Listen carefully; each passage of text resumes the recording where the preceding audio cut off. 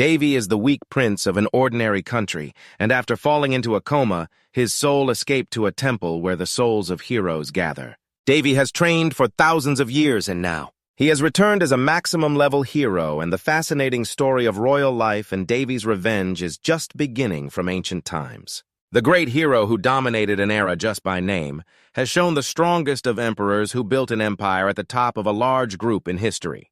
There was a warrior who defeated King Zanima and was long praised. There was a doctor who saved countless patients battling illness, while there was someone who belonged nowhere, only chasing power. Davy listened in silence, not responding, looking closely at him, trying to stifle a laugh, his voice trembling. It was really ridiculous, all nonsense. Davy tightened his fists. Hayqueen grabbed him by the collar. There was a child no older than 10 who had to endure terrible things. Davy gritted his teeth, suppressing his anger. Hayqueen's slow, hoarse voice rang out again. If you are not satisfied, you will be punched once you survive and complete your mission. The beautiful green-haired sister appeared with a loving gaze at Davy. Then the boy would be thrown into the fire and told that it was his next mission, all for your benefit, which was nonsense that the boy was told after a period of torture. A crowd gathered to look at David. He turned his back to them, muttering, "Finally, I can say goodbye to this place." The promised land of heroes and also the gathering place of fallen souls. Suddenly, someone gently called David. The sisters behind hugged their faces in regret. He was still very loved. "He should have soaked you in the Mama Lake longer," Davy sighed, saying, "Really live and listen to your sister. How long will that be?" The grandmother from thousands of years ago. Upon hearing this, the group fell into silence. A punch broke a stone block. The noise startled the crowd, turning back. "What is it?" Davin shouted angrily. "I will slash that kid's mouth." He calmly plugged his ears. She couldn't hold back, swinging her hands to throw off the two, holding her tightly. "How dare you speak to me like that?" The crowd looked at each other, whispering, "Hurry up, I can't stand it anymore, Daffin."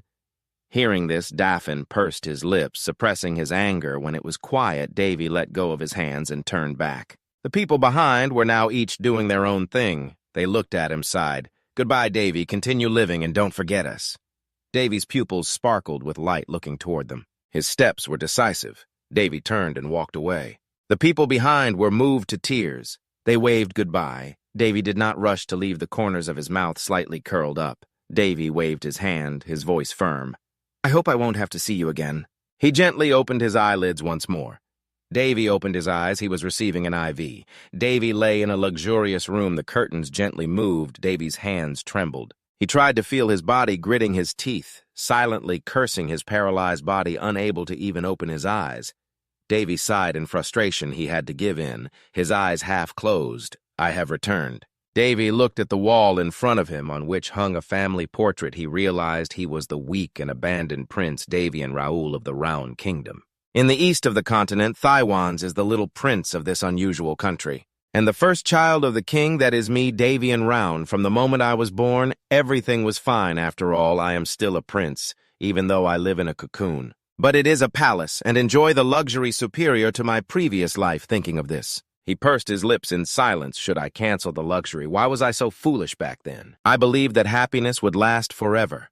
Living in a world of happiness and peace, I did not truly understand the reality of my position as a prince. A cup of poison. I should have known that at all times and places I could become a target. I realized that without power, even filial piety is useless. That image, he sat on horseback, an arrogant expression looking down at him. He looked at the ceiling, lamenting, enough of the sentimentality. Davy's eyelids drooped again, telling himself that now the most important thing is to recover. "Then I will slowly take my revenge," he tried to call out a few times, but no one responded. Davy silently made up his mind. "Take your time to enjoy what you have taken from me." With the knowledge and power after thousands of years, this body was buried and beaten by heroes. That image of that guy appeared again, still that same face. It repeats exactly like the one who stuffed the saddle that day. With a fierce expression, the arrogant Davy resolutely told himself, "I will reclaim everything for you, master of this body." Scene transition. Davy is sitting, hugging his knees and sobbing on the grass behind, when suddenly the voice of Harley Quinn rings out, "Turns out you are here, newcomer." Davy looks up and glares at him. Harley Quinn, seeing that look, says, "You don't need to be so defensive." He steps closer, sits down smirking, and says, "I heard you gave them a warning. I find it quite interesting." Davy's distant gaze and resigned tone. "If you want to laugh, go ahead. I didn't say anything wrong." They were the ones who warmly welcomed me when I arrived, but their attitude changed 180 degrees when they found out I was just an ordinary kid. From that moment, they looked at me with disdain. I also felt uncomfortable. I just suddenly felt scared and couldn't speak, but now I can't bear it anymore. The more I talk, the more agitated he becomes. I didn't want to come here. What do they want from me? Harley Quinn slowly replies after hearing this. It seems you shocked them because they are full of pride. Actually, you know Davy sighs and says, what kind of heroes are those? Harley Quinn suddenly becomes serious. That's not the reason you've been thinking for days to express your opinion, so cheer up. He grabs the collar of Davy's leather jacket and lifts him up. He stutters in panic what's going on. Harley Quinn excitedly says, I will give you what you want to hear. Davy immediately replies, it's not your fault from the beginning, so it's ridiculous that you are the one to express that. 'Cause now we are family. I will have to take responsibility for you. He glares angrily at Harley Quinn family. I don't even know who you are. Hayun stares at him and introduces himself. My name is Hayun. Davy casually asks back, so what? Hyun continues, I am a survival expert. Davy frowns in confusion and asks survival of what Hon doesn't answer, only says, starting today I will train you. The two sides look at each other, a long silence ensues. Harley Quinn grabs his collar and drags him away. Davy is stunned what's going on. Harley Quinn excitedly shouts, let's work hard together. Davy struggles dissatisfied, what about my opinion?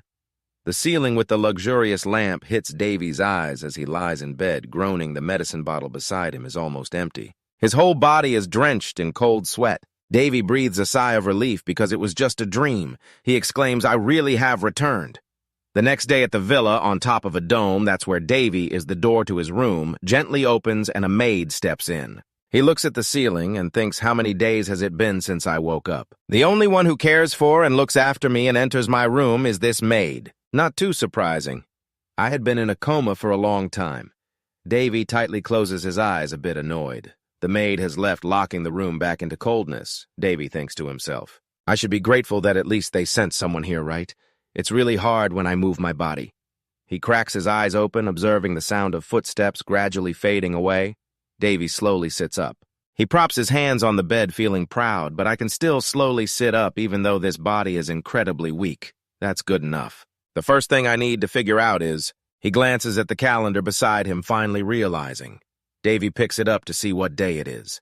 He looks at the calendar and falls into silence, recalling the time he was shot with an arrow and fainted. Davy was stunned, his hand tightly gripping the calendar as the scene from that day replayed in his mind, the bloodstains and the arrow embedded deep in his back, the one who did it smirking from behind. He was furious, his eyes wide. It had been 6 years. His lips pressed into a straight line. He told himself he would never let that happen again, and to avoid that, he needed to recover as quickly as possible. Davy looked at his emaciated hands. He clenched his fists, silently resolving to start recovering his body. The IV in his arm had been there for a long time without any response. Davy looked back internally, screaming, what is this? I can't use my powers. Davy looked down at his hands, old memories suddenly flooding back as if someone were saying, look, your powers are still quite normal. The girl stepped in front of him. That's not a bad thing, but you can still become the strongest. Davy, without hesitation, replied directly, don't lie to make use of me. Cleaning and taking care of the monastery, the girl felt a bit guilty, and in his mind flashed 2 words. Holy power, the power of the Lord who governs the world. A terrifying power only granted to those loved by God who taught me about the holy power. Vin was known as the girl accepted by God. Through the way she used her own strength after working hard for hundreds of years, she had achieved that holy power. Davy pouted, his eyes filled with dissatisfaction. It was really annoying. The problem here is that this body has been paralyzed for 6 years. I fear that I will lose all the experiences I gained when returning to this form. But everything is intact. However, when I tried to stand up, he felt a bit helpless moving this lazy body. It might take a little more time before I can use my abilities again. He gritted his teeth, trying to force his body to move and recover in this state. I just need a bit more for the most basic healing ability to work. He used his divine consciousness to self-hypnotize, move, recover quickly. Recovery was still stagnant, making Davy feel frustrated. He thought I usually would give up, but he tightened the edge of the blanket, his eyes glistening with tears, helplessly muttering. If we don't move, we will die, body. Suddenly, a pair of wings appeared, startling Davy. He laughed loudly, filled with joy. I did it. With this recovery, I can achieve holy power. He sat on the bed silently resolving that he would regain the remaining skills when he fully recovered. After a while, Davy slowly got off the bed, struggling to breathe heavily. He leaned on the table for support, thinking to himself, I'm so tired, but I finally succeeded. I wonder if I can walk again. Is it like normal yet? Thinking that he tried to take a step. Davy felt that his body was still not completely okay, even more determined to recover as quickly as possible. The curtains fluttered in a gentle breeze. He leaned on the railing, looking outside at a clear blue sky, the sun shining warmly. He felt each gust of wind with satisfaction. It was wonderful. A second later, a smile suddenly appeared on his lips. Davy raised his left hand, and then his right hand, standing in a strange pose, shouting with all his respect, "Long live the sun!" Joyfully behind him came a scream from a maid. He froze, his face pale, as the girl's panicked voice rang out, "Panicking, panicking." She trembled, looking at him hesitantly. "Prince, what happened to you?" Davy was stunned, feeling embarrassed. "I should just lie dead on the bed right now." The maid hurried over. "Prince, the doctor is here." The doctor placed the stethoscope on his chest. He remained silent, saying it was quite strange. A surprisingly healthy body. He is the family doctor. Davy tilted his head, smiling slightly as the doctor looked at him, asking if there were any unusual symptoms that I might not know about. Davy honestly replied that aside from feeling a bit tired, there was nothing else. He stroked his beard and nodded. "I understand." Davy looked at him silently, thinking if it were in the past. "I wouldn't think of behaving rudely towards an elder like that. Even though I don't like it, I understand my position now, Davian Raoul, a name given to the royal family of the most ordinary kingdom of all, as the son of Lenny Alisat and the first prince of this nation." Just then a woman walked in strangely. She folded her fan and stood looking at Davy. He glanced at the extravagant woman. "The one who poisoned my mother to take her position is the current queen, Linus Barrett. Her children are also here now, the second Prince Carlos and the third Prince Benedict." Carlos smiled with a fierce look in his eyes as he looked at him. The doctor spoke again. "I know I didn't expect him to be this resilient." Linus covered her mouth, hesitantly asking, "Right, did you see the one who shot the arrow?" Davy replied blankly, "I'm not sure." The arrow suddenly flew towards me, so he turned to look at Carlos and exclaimed, "Have they been caught yet? An assassination attempt on our royal family. I'm curious about the punishment the royal family has for them." Carlos saw him looking at him, his whole body stiffening. Linus, calmer, covered her mouth and spoke no. She looked at Davy with a tone of regret. "It's a pity that the case has ended." His gaze was cold as he glanced at her, muttering, "It's all over." The family doctor stood up, looking at him and advising that the initial treatment process has ended. "So what you need to do now is to occasionally call for regular medical care, and the day will get better in a few days." Davy nodded in response. "Okay." He looked at the man's back silently, thinking, "After all, I let him go first." Before leaving, he turned to instruct the maid to prepare a light meal for him. She saw him off and softly replied, "Yes." Linus stepped forward, implying, "It would be better to sink into sleep." Davy calmly spoke. "Do you feel disappointed that there is an obstacle returning to your life?" Carlos looked at him awkwardly and replied, "Oui. The so-called first prince being attacked into a deep coma is truly a disgrace." Then he turned his back and called, "Let's go." "Benedict." The room fell silent again. Davy scoffed. The disgrace of a kingdom is truly ridiculous.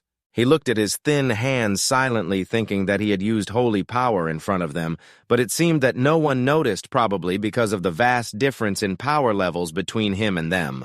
He joyfully howled, then flopped onto the bed. Really, that was nothing. It could be because I was up there for too long, so I felt it was truly meaningless.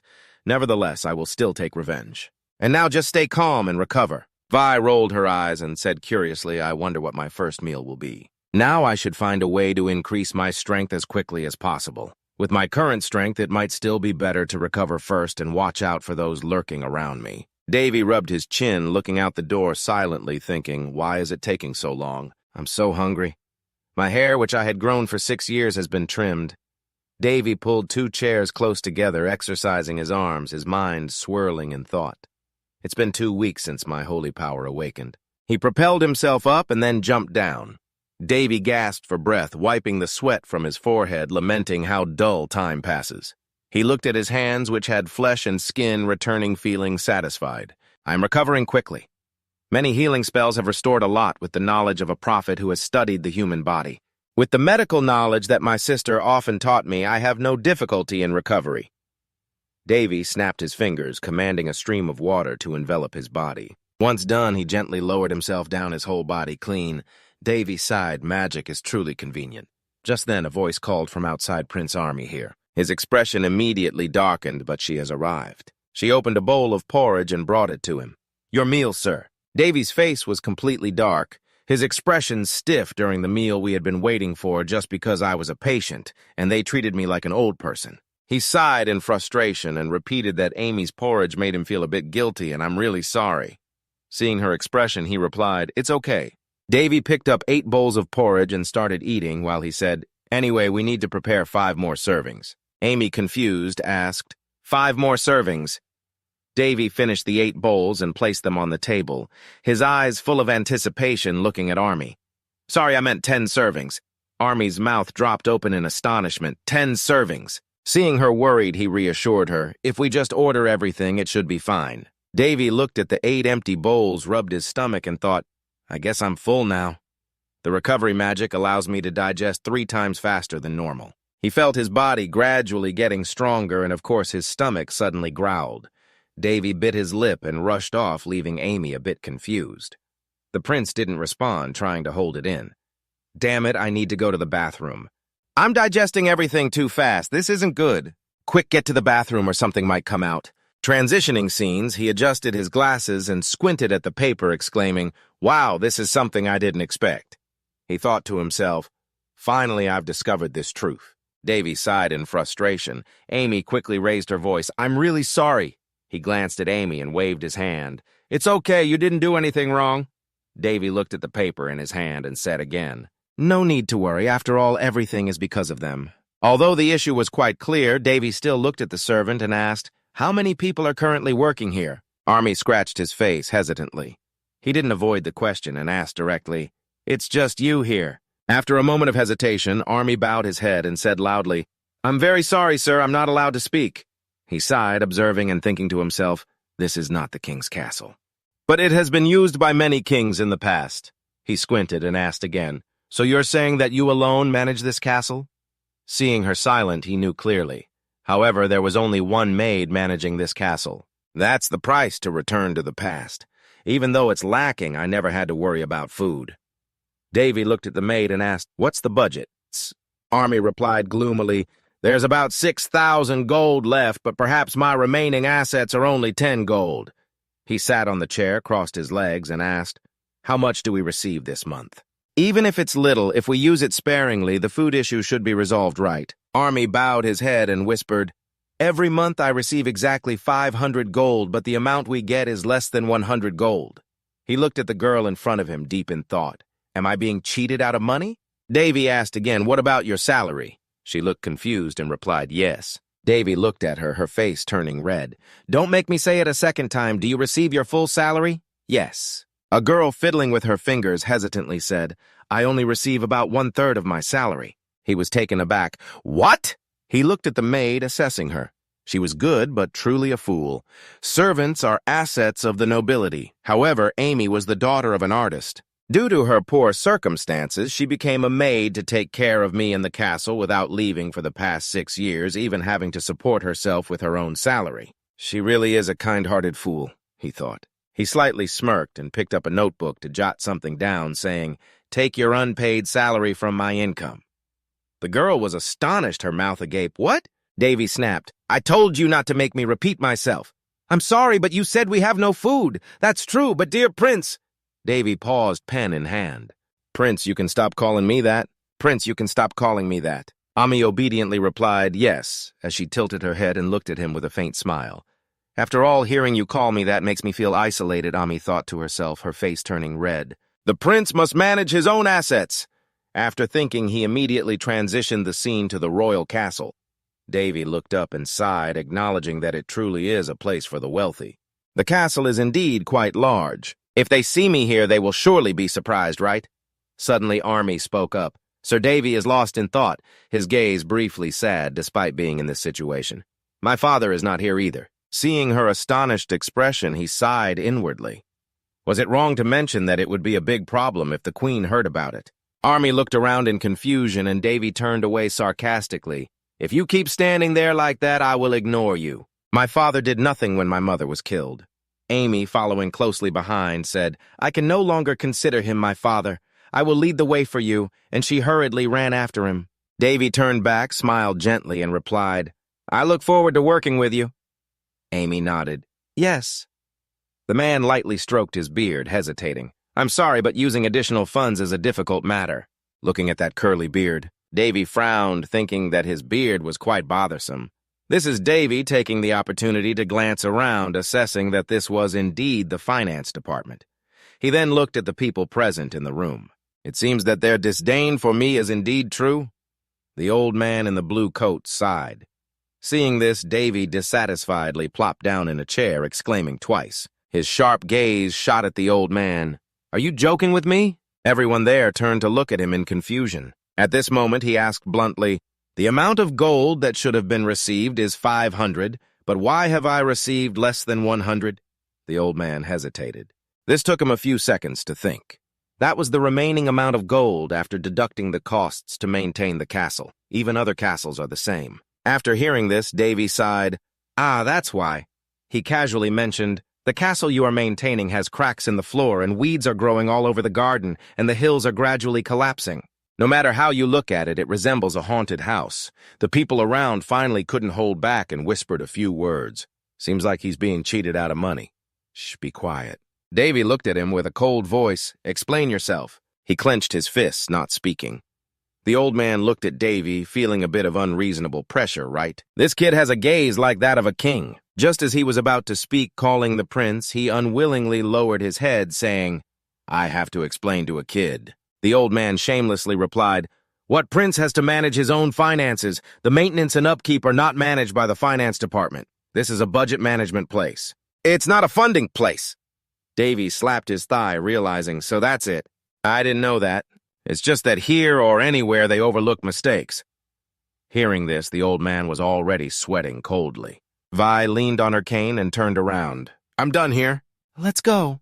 Ami, the maid, quietly asked, Will you go to the management department? He glanced at her calmly and replied, Why should I go there? I have to make sure that things here won't repeat.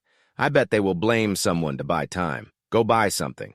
With the amount of money you have from me stepping outside, Davy couldn't help but exclaim, This place is really orderly. He thought as he walked, My maid will leave when I become like this. Even so, they are still sure to receive their full salary, and Amy endures everything she hates when suddenly Davy calls her. She immediately responds, I'm here, and Davy turns around with an excited expression saying, Bring me the sword. Amy is taken aback. Huh, Davy reassures her. Don't worry, I don't intend to cut anyone. Davy suddenly laughs and asks, Did I scare you? Amy turns away and says, I will go find a sword for you. He holds the stick outside the corners of his mouth, curling up as he stares intently at the picture of that woman. Perhaps he thinks we might not intend to cut anyone. Davy, leaning on the stick, stands there smiling to himself. But I will cut those who cannot fight, called the scene shifters. The sharp blade slices through, cutting into Davy's face, causing fresh blood to splatter in an unstable state. What if I start writing about each servant and the nobles without reason? Therefore, the answer is simple. The prince is mad. We must eliminate the prince. They will not hesitate to carry it out. Davy looks up at the sky, the bloody blade in hand. Davy thinks to himself, I do not intend to become prey for those foolish nobles. Transitioning to a cow lying flat, the female servant exclaims, What is this? Since when did you... Davy wipes the sweat from his forehead and replies, I don't know. It just happened to be in front of the castle, so I brought it back. Amy still doesn't understand and exclaims, What, as she kneels in front of the cow, mumbling. Can you get a plate and some mold inhibitor from the storage? That's a lie. The truth is, I killed it myself, but that would be unreasonable, so I will pretend. Army suddenly bows down and suggests, Sir Davy, please let me handle that. Davy is stunned and steps aside, panicking. What are you doing? Don't shout like that. Amy looks up, her eyes glistening with tears. I can't let your hands touch the blood of the animal. Davy squints suspiciously, but I killed it. Amy continues, When you butcher it, if you're not careful, you might get hurt again. He still pulls out the dagger and spins it a few times. It's fine, no one is watching. Then he forcefully slashes down. Davy excitedly butchers the cow. Even if I want to present myself to the king, I will be rejected due to political issues. Just like the guests, I can't do anything. It seems the queen is blocking me with everything she can, but I am a student of survival. The queen, a master of survival, I have become an expert. She hears the question and turns to look at Army. We're pretty cool, right? Tonight I will take care of it, he calmly thinks. The level of danger is nothing to me. Transitioning to the night, a shadow of a woman stands straight outside the White House. She suddenly turns in anger. What is he thinking? The woman hears this and purses her lips, asking back, What do you mean, the Prince Davy? The girl responds immediately, Exactly. The more she thinks about that kid, the stranger it feels. He is no longer the person I once knew. After all, he is just a useless brat. The female servant respectfully continues as per the report that the prince can barely walk. At the moment, he still has at least a year to fully recover. She approaches and inquires, Is it possible for you to provide information? You might be wrong. Many people are A-grade informants for the Black Moon Society. They are just C-grade servants in my eyes. I want to send you to the Assassin Guild residing in the capital of the Black Moon Society. It's not that I don't trust her, it's just that I can't afford the discomfort she feels towards me, the first prince abandoned by the king, as Sully said. Nothing will happen. Even if he wakes up after 6 years, I will still hold his life in my hands. That person reaches out. Davy smirks slightly. It should be like this, but the woman, annoyed, says nothing. Hearing this, the woman is shocked, and the female servant says, My people do not distinguish between secondary and if they continue to offend them. She didn't even finish her sentence. The talent is too much, she exclaims. Oh no.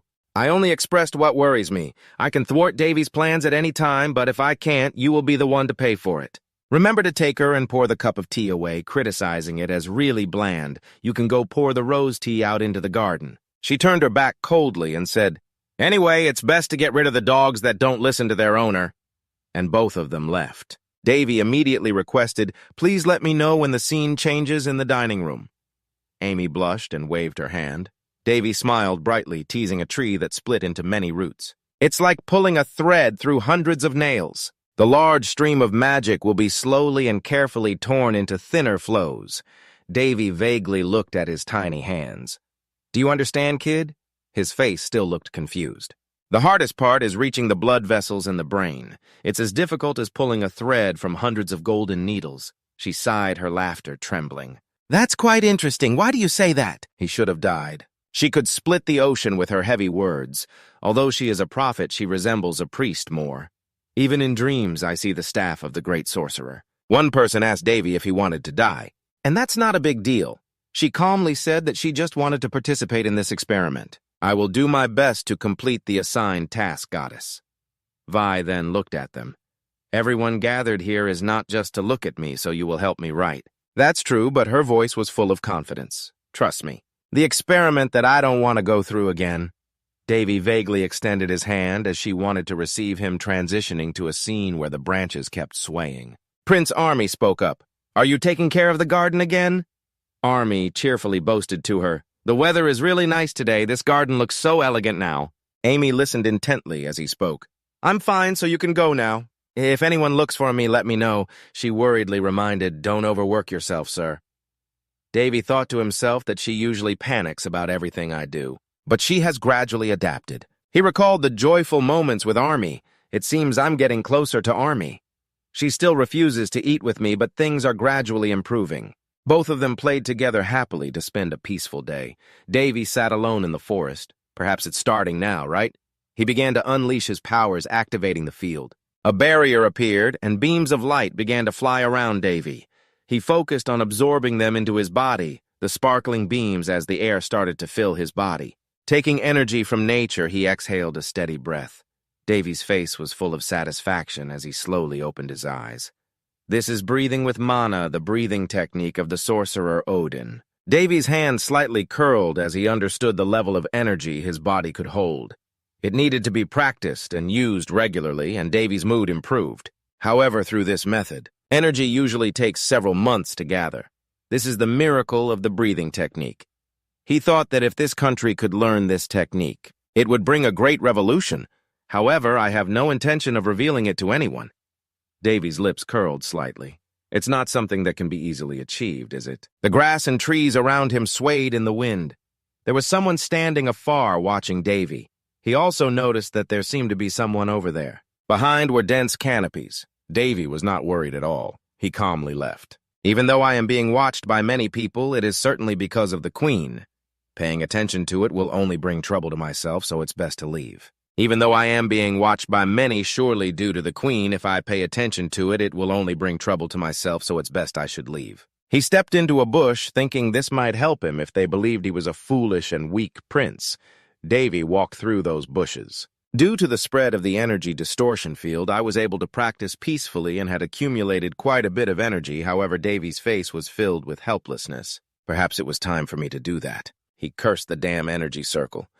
Davy stepped into another place where priests could not use magic and wizards could not use holy power. He touched the wall to feel and foresee that the power was something both could not use. Davy was lost in thought. However, I could use all three powers. I must also thank the two people at the temple. Their shapes appeared in Davy's mind right now, thanking those two crazy teachers once more from Davy and those two as well. Suddenly, he covered his mouth with his hand. Just thinking about it made him feel nauseous. Davy observed around. Usually when wizards wanted to use magic, they had to draw a circle into the heart. Davy began to read something. His legs manifested magic power. However, this method could not prevent the conflict between holy power and prophetic power. His whole body was surrounded by light. If I tried to do that, my heart would be destroyed. A circle suitable for me was the arterial circle, and the light slowly absorbed into Davy's body. The veins rose on his face by connecting all his arteries, creating a circle and channeling energy through it. Magic would flow into the parts of the body to use the entire body, including my heart, in addition to preventing the conflict between holy power and strength. Prophecy also brought an astonishing result. The veins were spreading all over Davy's body. However, this was similar to repairing the body, so just one small mistake would lead to death. He began to touch each finger. A circle was created. That's why I didn't want to do it. The last time I tried, I was almost able to achieve it thanks to 4 other people. Davy cursed himself, thinking he could succeed all by himself. An invisible hand was trying to touch Davy. He looked up in confusion as the images of all 3 appeared before him. That's right, it wasn't just him. He immediately regained his composure. Failing wasn't as bad as spending thousands of years in that temple. Davy smiled with delight. He continued to operate his magic. He couldn't let it fail. The magic circle glowed throughout the forest until nightfall. At this time, Ami was still waiting for him. She couldn't help but worry. It was already past dinner time and the prince was late. Ami looked at the food she brought for Davy as she often did. But he never skipped a meal. Ami began to think wildly. He said not to disturb him unless something major happened, but if something happened to him, he wouldn't be able to call for help. She held her head in despair. If something happened to him, I thought I told you not to call me a prince anymore. Ami's complexion returned to normal. She was delighted to see Davy approaching. Sir Davy, she cheerfully said, you were waiting for me, weren't you? I told you there was no need to wait for me. But Davy sighed. You and your silence. Davy smiled contentedly. It seemed he had to try harder. He suddenly hugged Amy and her face turned bright red. Sir Davy! Davy lowered his voice and said in her ear, I'm sorry. Suddenly he fell against Amy. I'm so tired, can you support me? Amy was completely terrified when he fainted. Sir Davy? Davy was placed on the bed. At this moment, he was sound asleep. He slowly opened his eyes to see the ceiling of his room. Savay had been placed on his bed early, feeling anxious. He held himself when he sensed something. Another hand was resting on his. Amy had fallen asleep beside Davy's bed. He suddenly sat up. I fainted so abruptly yesterday. Davy recalled what he had hesitated to do. The arterial circle had been completed perfectly. The strands intertwined and the 3 powers were merging in his bloodstream. The strange thing about this circle was that it had a special effect. A breeze swept through the window. Amy slowly woke up to find Davy already awake. Amy looked at him blankly. There were no limits, just move a finger. I can use any simple spell, even for recovery. Davy greeted Amy with a good morning under the beautiful sunlight. 5 months later, Amy smiled happily at him. Look, there are herbs in this. Davy tried to look further away. I see it now. I mean, I can eat anything. Davy felt a bit helpless. Got it? Exactly 3 months ago, he recalled, when the artery circle was completed and our lives became stable. Someone brought food to the castle. Davy began to ponder. At first, he thought it was the queen's plan, but there's no way she would be that nice without a reason. He tried to think. He felt that someone was helping him. But I don't know who it is. I think I heard someone yesterday. The light was flickering beside Davy. He remembered that night when the light had guided him. Actually, if I could channel energy around the castle to... Find out who it is, that would be easy. Anyway, those people kept their distance from Amy so as not to disrupt her daily life. Davy opened his eyes and looked at the light. The sound of footsteps was approaching. Someone was coming. Davy gripped his staff tightly while Amy was still happily chatting with him. We will have plenty of food for the time to come. Let's go. Davy excitedly turned around to leave. We need to welcome a few guests. He couldn't help but wonder who they might be. At that moment, the three of them appeared the Queen's attendants inside the room. A hand was checking Davy's arm. He silently observed them. Priest Boris seriously asked, "How do you feel?" Davy turned to reply, "Can I recover soon? Because the prince has been bedridden for a long time, it's hard for me to use holy power on you." Hearing him say that, "So you should be grateful for what you have." Davy found it ridiculous. Really? That's nonsense. He looked at Priest Boris in front of him, a guy who didn't know how to use healing magic properly as a representative of God in this nation. To throw away your responsibilities and follow someone else's orders is truly disappointing. His expression was calm. You should stop lying. It's not that you can't heal, but that you don't want to. Davy spoke up. I think with the power that Priya gave you, you could heal me quickly, right? Contrary to what you say, my body is almost fully recovered. Priest Boris was dissatisfied. Prince, you say that because you don't understand. The guy began to wave his hands with doctrines about usage and knowledge, and holy power is only for priests. Even if you are a prince, you shouldn't demand like that. Priest Boris smirked smugly. That's the truth. His words were even more careless. You really resemble Prince Carlos, Amy shouted to warn Priest Boris. You are speaking to a prince? She couldn't help but be annoyed. Be careful with your words. An insult from Amy, given her background, provoked him. How dare a servant like you? Priest Boris swung his hand and slapped her face for daring to speak up to him. The clock beside them also fell down. Amy hid in a corner behind. He showed no signs of fear. Oh, no, Prince. If I let a servant speak, it will be a problem for you. Amy's body trembled uncontrollably. Even though she looked like she had nothing to lose, he lifted Amy's small face. Priest Boris licked his lips hungrily, but Davy tightened his grip on his blanket, trying to suppress his anger. She has some beauty. He glanced at Davy with a smug expression. After all, I came all the way here. Shouldn't she see me off? That would be the right thing to do, right? Priest Boris quickly left. The inspection is over. I will meet you again in 15 days. After that, you can take her Ami to see him off. Yes, Ami's face is still swollen from the slap earlier. The smug expression of that guy as he left, and Davy's resentful silhouette in the quiet room, the clock kept ticking. The door to Davy's room was closed in another room.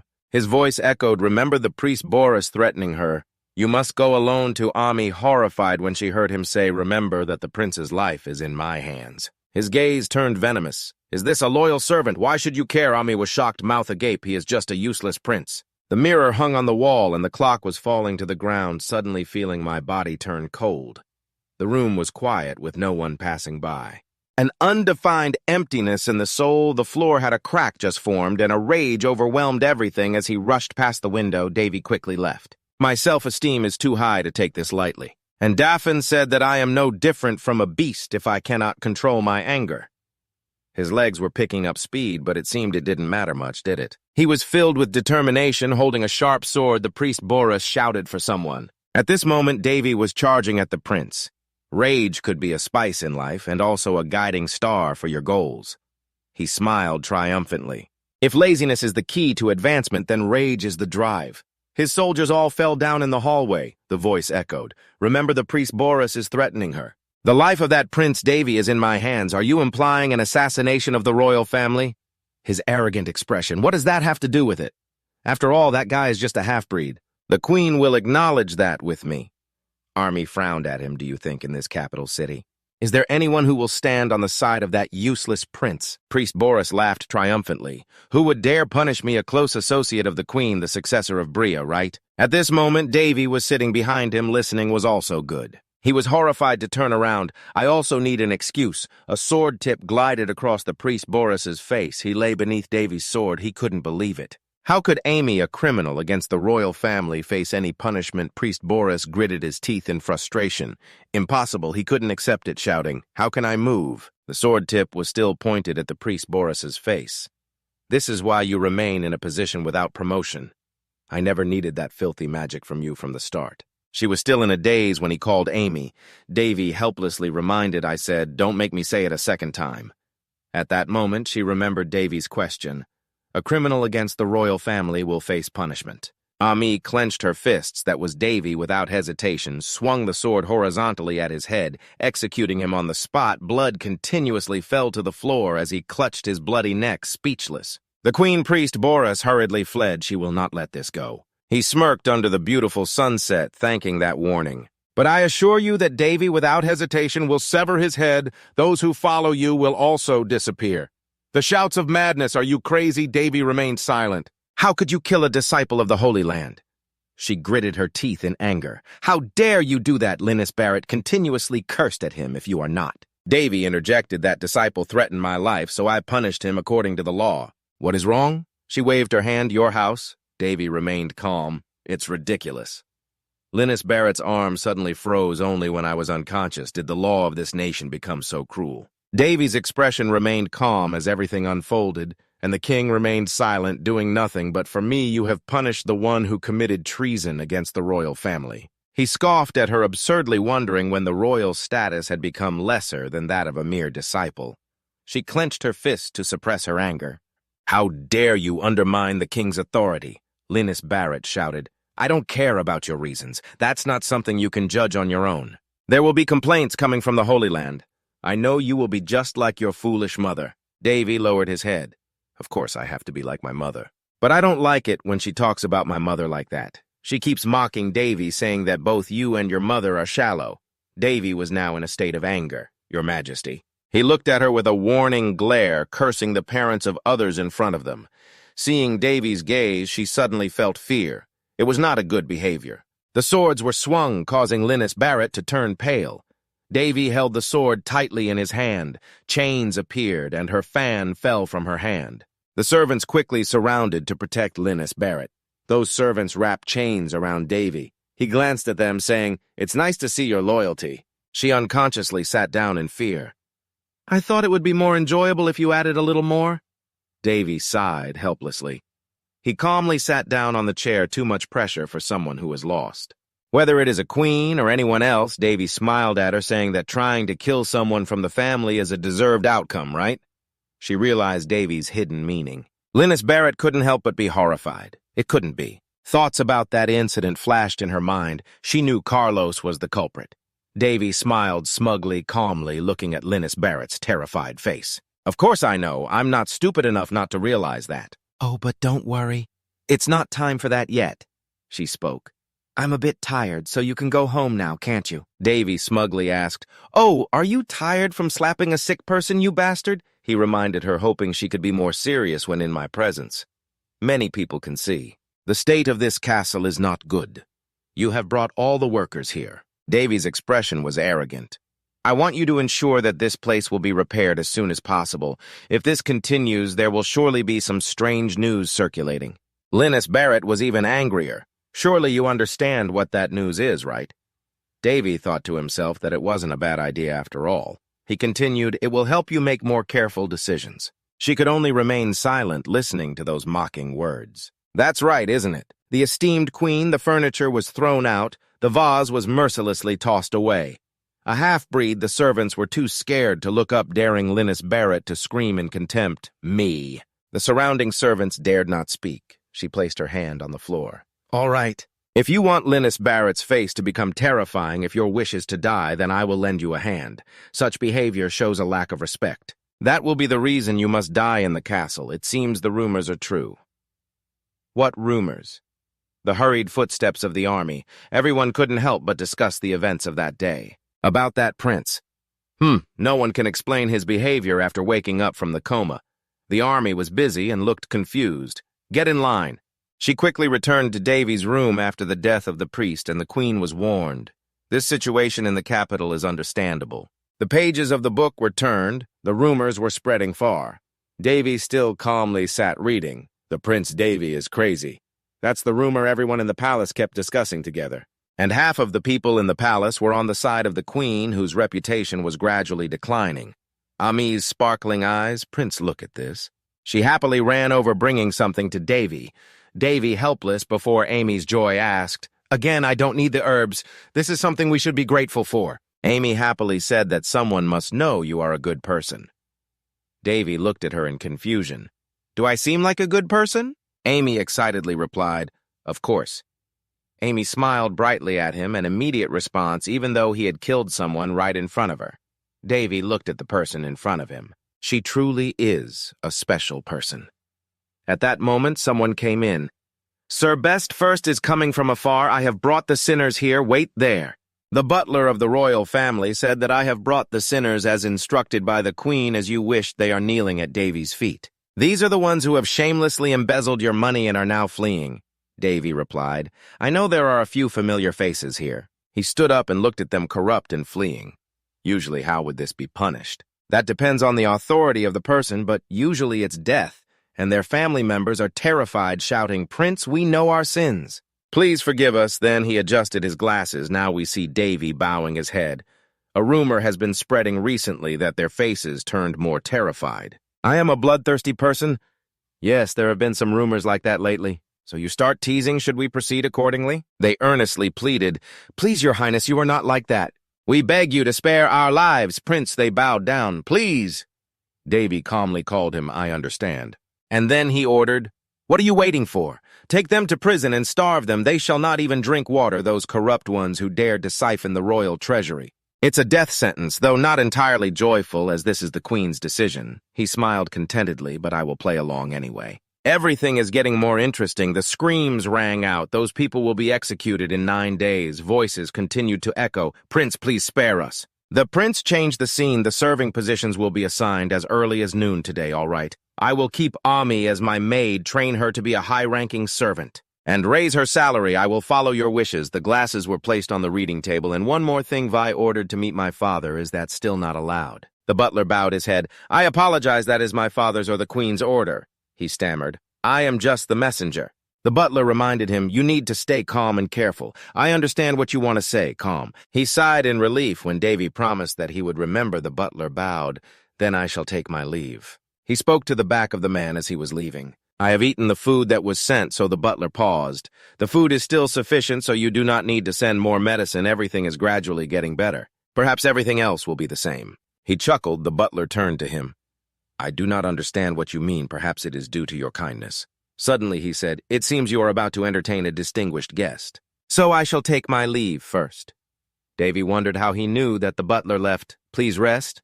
Davy raised his finger to control the magic on that old man. He was a bit suspicious. Was he pretending not to know when all the evidence was clearly there? The butler. Regarding the background of the butler, the head of the workers for the king. I often saw him when I was young. I do not think otherwise. Ami will have someone else on her side. Davy suddenly realized, "Oh, but did he say the door was opened? Is someone coming here?" Amy looked at the prince. She was a bit worried. Army, the fourth prince, and the second princess. A beam of light rushed in, knocking Army aside. Davy flinched in fear. His glasses and book were knocked away. The girl with a bright face looked at Davy. "I am Willie and John, the second princess of the royal family. I am here." Davy's weak hand was raised as Willie pressed down on him. The girl screamed in panic, "Are you okay?" "It really hurts. I should not use my strength when there are others around." Another hand lifted Willie's body up, didn't it? "You should really be more careful." He lifted the girl up with one hand, looking at Paris with a gentle expression. "You should have met Hyun earlier to talk about him. The current king of this country is China's, and Raun has 3 wives, including the current wife and 2 concubines who always try to please him, while the second concubine, Alice, is close to Queen Tui. The first concubine, Anissa, chose not to side with anyone, becoming an outsider among the wives, and the 2 cousins, Paris and Willie, are her children, so we are half-brothers." "Sorry for the noise, brother." Willie helplessly looked up at Paris, calling him, and the girl kicked her brother's head. Barissa shouted, "What are you doing, Willie?" The girl jumped down. "Why are you so calm?" Willie glanced at him, forgetting that he was the one excited to meet his brother. "Why are you like this?" Both of them clashed with each other, but at least you should behave like a princess. "Don't talk down to me! How dare you say that to your brother? Brother, are you okay?" Amy worriedly asked. "They really look alike." Davy observed the 2 kids bickering. "I heard they don't behave like royalty at all." And at least among the two, they are very friendly, unlike Linus's children. Both started to compete with each other, but he would agree, "Stop joking, Hyungnim. They are still my closest siblings, and they listen to what I say." Both laughed with delight. "Don't laugh, Hyung." 3 cups of tea were placed on the table. It has been 6 years since all 3 sat down to chat together. We were sent to a distant land after he fell into a coma, and I heard about it later. The 2 cousins sat dejectedly. They were only 8 when I fell into a coma. What could these weak children do at that time? The girl endured humiliation when she followed the concubine, Anissa, who sent her first daughter to the neighboring country due to the queen's cunning. She should at least protect the 2 children that she abandoned. Davy spoke up. "It's okay." He thought to himself, "I understand, but everyone seems to have not accepted it yet." Davy picked up the teacup and smiled. "All right, have you met Dad yet?" "We met him before coming here to see you." "How is he?" Barissa thought for a moment and then spoke. "He looks tired and—" Willie hurriedly interjected. "Wait, have you not met him yet?" "Yeah, it doesn't seem like the right time." The girl was a bit worried, but there will come a time when he needs to meet him. "Oh my," Barissa seriously reminded him. "Since we got here, things have seemed off." He said that the condition of this castle— Davy calmly interrupted. "There are some who have embezzled funds. It will soon return to its beauty because those culprits have been caught." He slammed the table, but still Davy looked puzzled at Barissa's anger. "Those who did that terrible work." Both shouted in agitation while he was still present here. "I will go tell Dad." "Don't waste your effort." He continued to provoke, but Barissa suddenly stopped. Davy calmly looked at both of them. "It's okay, I will handle this." Davy contentedly enjoyed the teacup in his hand, wondering if many people were standing by his side. But it seems that there might still be some truth to that. The 3 continued to chat. Unexpectedly, Willie had magical abilities. "I heard you were in a magic group, so I was quite surprised, of course, Hyunmin. This guy could have been injured if he hadn't saved him."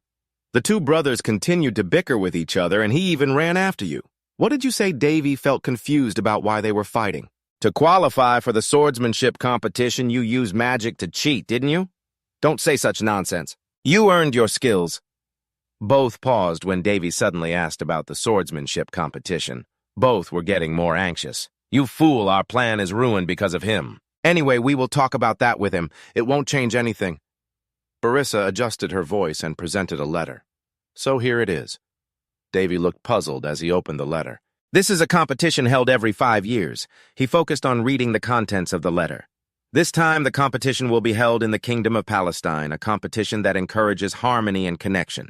Between the kingdoms, it's like the Olympics, right?" Davy thought to himself, "There are many classes participating, including old soldiers and royals."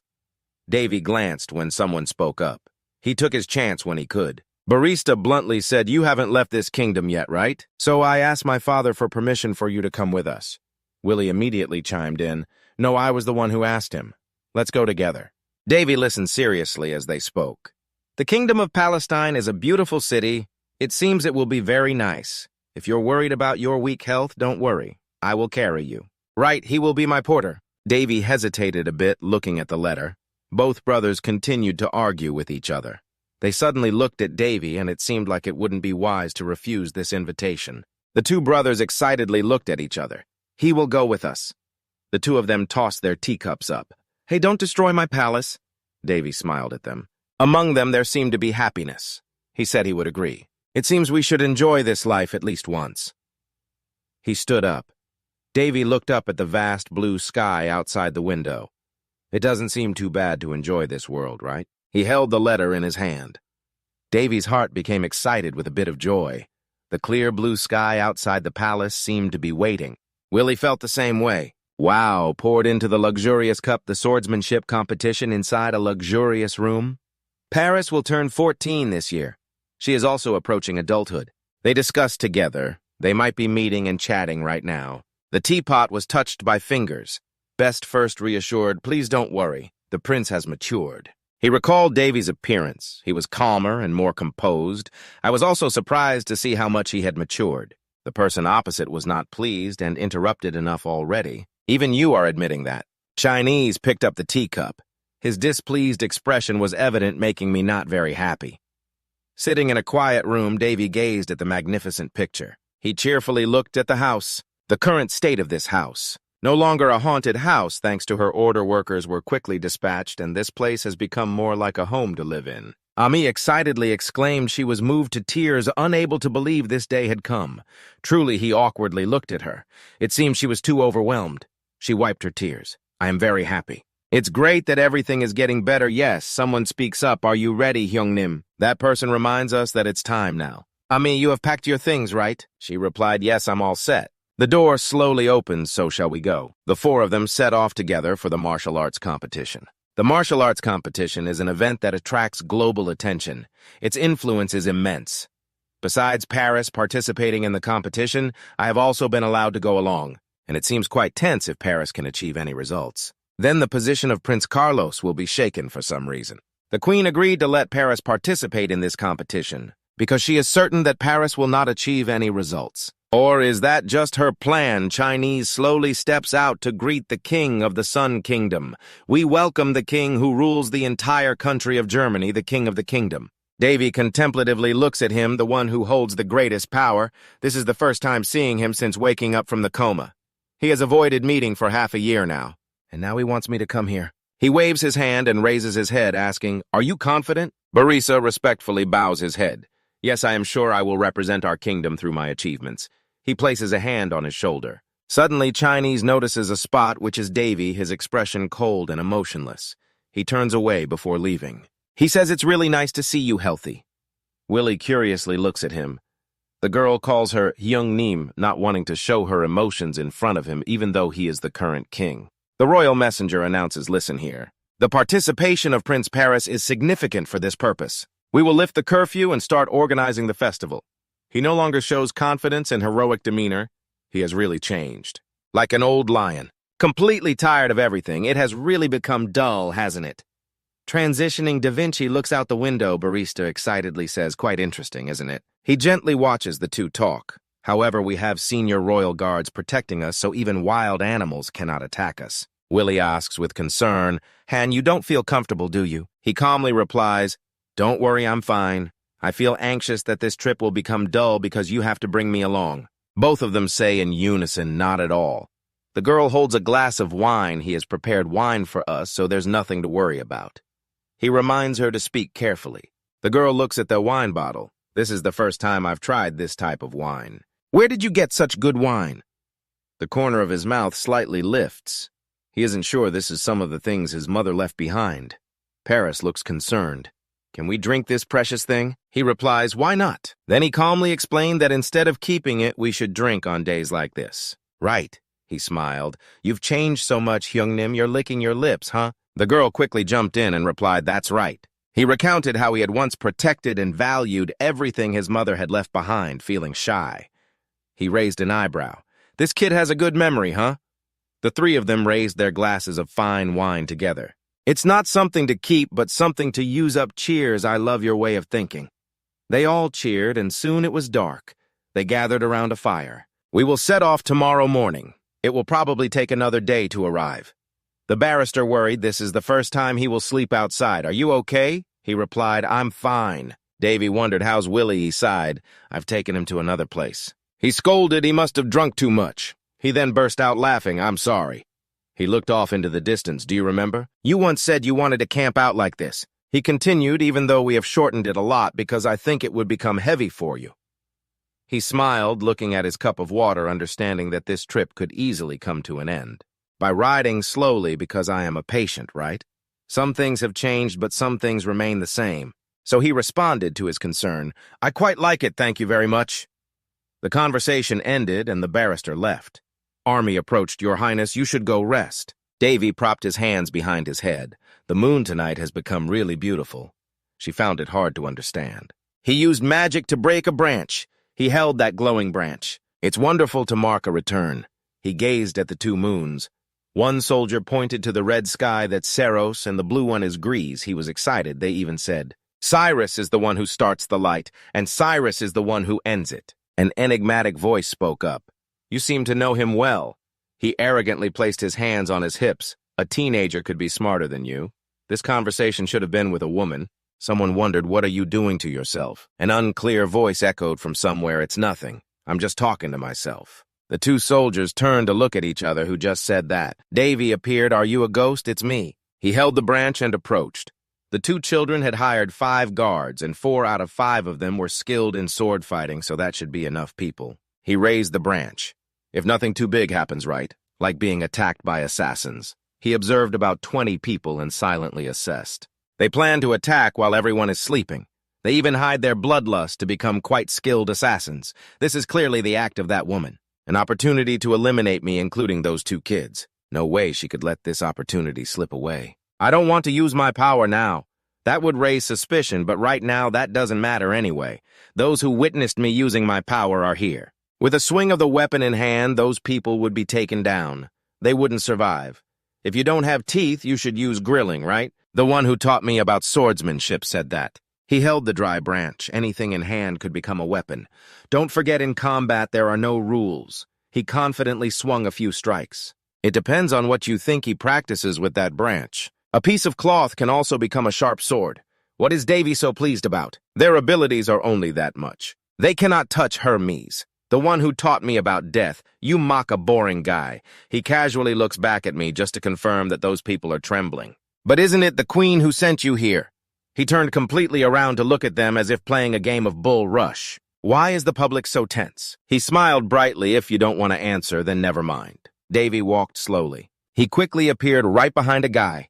Nothing would change. His gaze shifted. What does that woman want to gain from this? The 3 children of the royal family, the entire kingdom will be in turmoil, and Linus will have to go through a tough time if that happens. This must be the reason she is so confident. The blood of that guy gushed out. He held the blood-soaked branch threateningly. Why haven't you run away yet? Or are you still unaware of what is happening? He calmly ordered to run back and report to her.